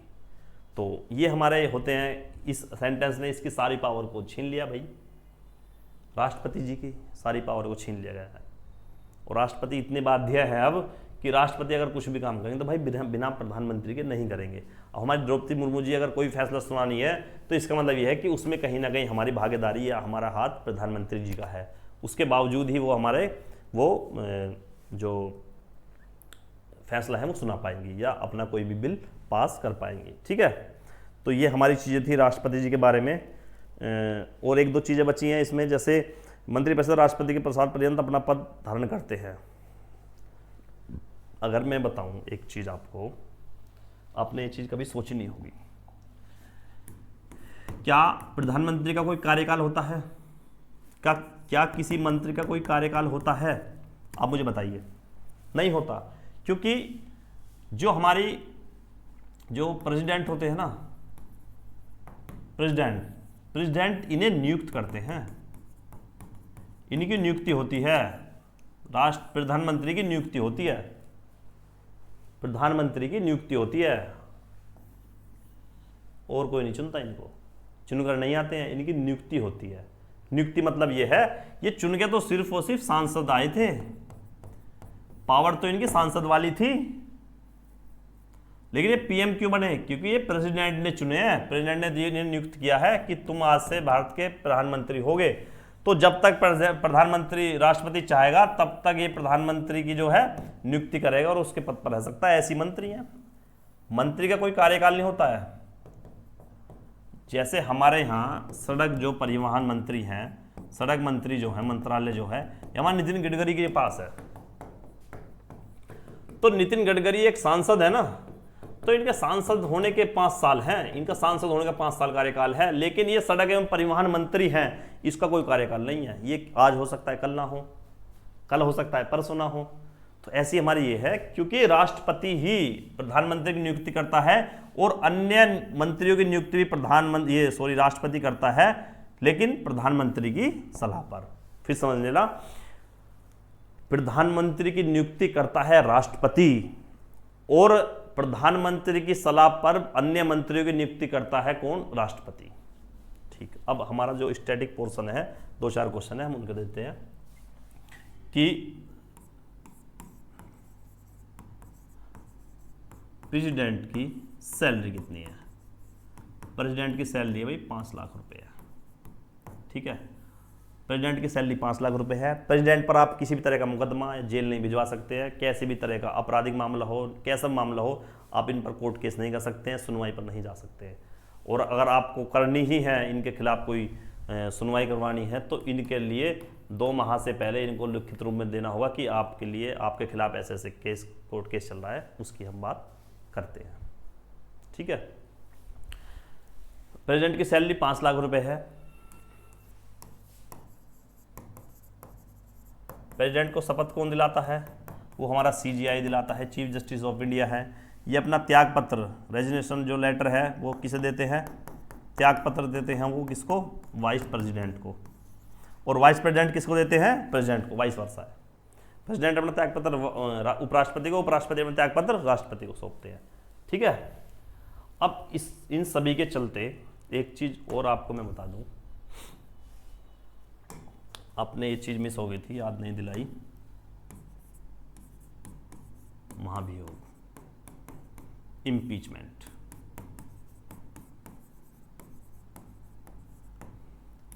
महाभियोग क्या है? महाभियोग ये है कि अगर हमारे राष्ट्रपति जी अपने कार्यों से असमर्थ हो जाते हैं और संविधान के अनुकूल रहते अपना कार्य नहीं संभाल पाते हैं, तो उनके खिलाफ अविश्वास प्रस्ताव की तरह ही एक इम्पीचमेंट बोलते हैं, जिसको हम बोलते हैं महाभियोग। तो महाभियोग की प्रक्रिया चलाई जा सकती है, जो हमारे अनुच्छेद 72 के तहत आती है, 62 के तहत आती है। ठीक है, तो महाभियोग की प्रक्रिया में क्या होता है, कैसे इन पर महाभियोग चलाया जाता है, क्यों चलाया जाता है, ये सारी चीज़ें हम इसमें पढ़ने वाले हैं, जो हमसे मिस हो गई थी। आपने भी याद दिलाया, लेकिन है बहुत इंपॉर्टेंट। ये इतनी इंपॉर्टेंट चीज़ है कि इस पर जो महाभियोग की प्रक्रिया है, इस पर राष्ट्रपति पर, वो बहुत ही इंपॉर्टेंट है। आर्टिकल 61। ठीक है, इसमें क्या होता है कि अगर हमारा कोई भी राष्ट्रपति संविधान के दायरे में ना रहकर कोई फैसला सुना दे, कोई ऐसा काम कर दे जो संविधान के दायरे में नहीं आता है, उसकी अवहेलना करता है, तो उस पर महाभियोग चलाया जा सकता है। तो महाभियोग का क्या प्रक्रिया है कि बिल लाया जाता है, उससे पहले सूचित किया जाता है कि आपके खिलाफ महाभियोग आ रहा है। उस पर क्या होगा कि पद पर ये तब तक रहेंगे जब तक वोटिंग या उसका फैसला नहीं आ जाता है, तब तक वो रहेंगे। और एक क्वेश्चन आता है कि मान लिया ए नाम का कोई व्यक्ति प्रेसिडेंट है और उस पर महाभियोग की प्रक्रिया लग गई है और वो राष्ट्रपति के पद से हट चुका है, और मान लिया आज हटा है, ये आज तारीख है मान लिया 19 तारीख को महाभियोग के द्वारा, महाभियोग की प्रक्रिया से ये अपने पद से रिक्त हो गए हैं, तो जो इन्होंने 18 तारीख तक जो कोई फैसला, नियम, कानून या वो कोई भी एक्ट बनाए थे, क्या वो मान्य होंगे? हाँ, वे सभी मान्य होंगे। कोई राष्ट्रपति का अगर पद से हट जाता है, महाभियोग का कोई काम हो जाता है, उन पे उनकी प्रक्रिया पूरी हो जाती है और वो दोषी पाए जाते हैं, तो उन्हें उनके द्वारा किए गए सभी कार्य पूर्ण रूप से एलिजिबल होंगे या पूर्ण रूप से वो बिल्कुल करेक्ट मान लिए जाएंगे। उनमें कोई भी बदलफेर नहीं होगा। ऐसा नहीं होगा कि जो इन्होंने कानून बनाए हैं आपसे पहले अपने पद पर रहते हुए वो सब हमारे निरस्त हो जाएंगे, नहीं, वो सब हमारे मान्य होंगे। ठीक है, तो इसकी जो महाभियोग की प्रक्रिया है, इसमें कौन भाग लेता है भाई? इसमें वोटिंग होती है। उसमें वोटिंग में वही सभी चीज़ें हैं कि राज्यसभा प्लस लोकसभा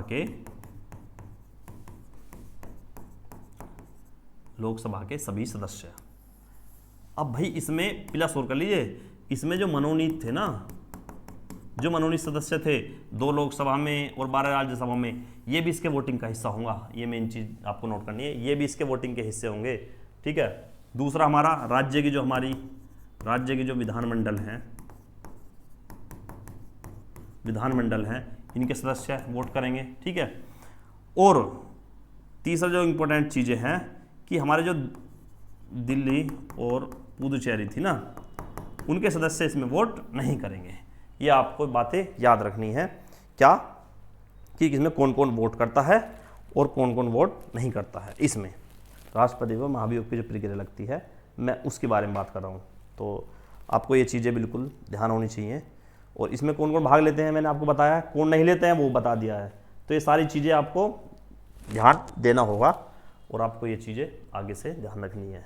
ठीक है, तो महाभियोग की प्रक्रिया संपूर्ण होने के बाद इसको पद को रिक्त कर दिया जाता है और पुनः चुनाव हो जाते हैं। तो हमने जो आज पढ़ा वो राष्ट्रपति के बारे में सुना। आई होप ये सारा हमने लगभग जो क्वेश्चन इंपॉर्टेंट है, सारा डिटेल राष्ट्रपति जी के बारे में पढ़ लिया और कोशिश करता हूँ आपको अच्छे से समझ में आया होगा। मिलते हैं फिर नेक्स्ट वीडियो में। जय हिंद, जय भारत।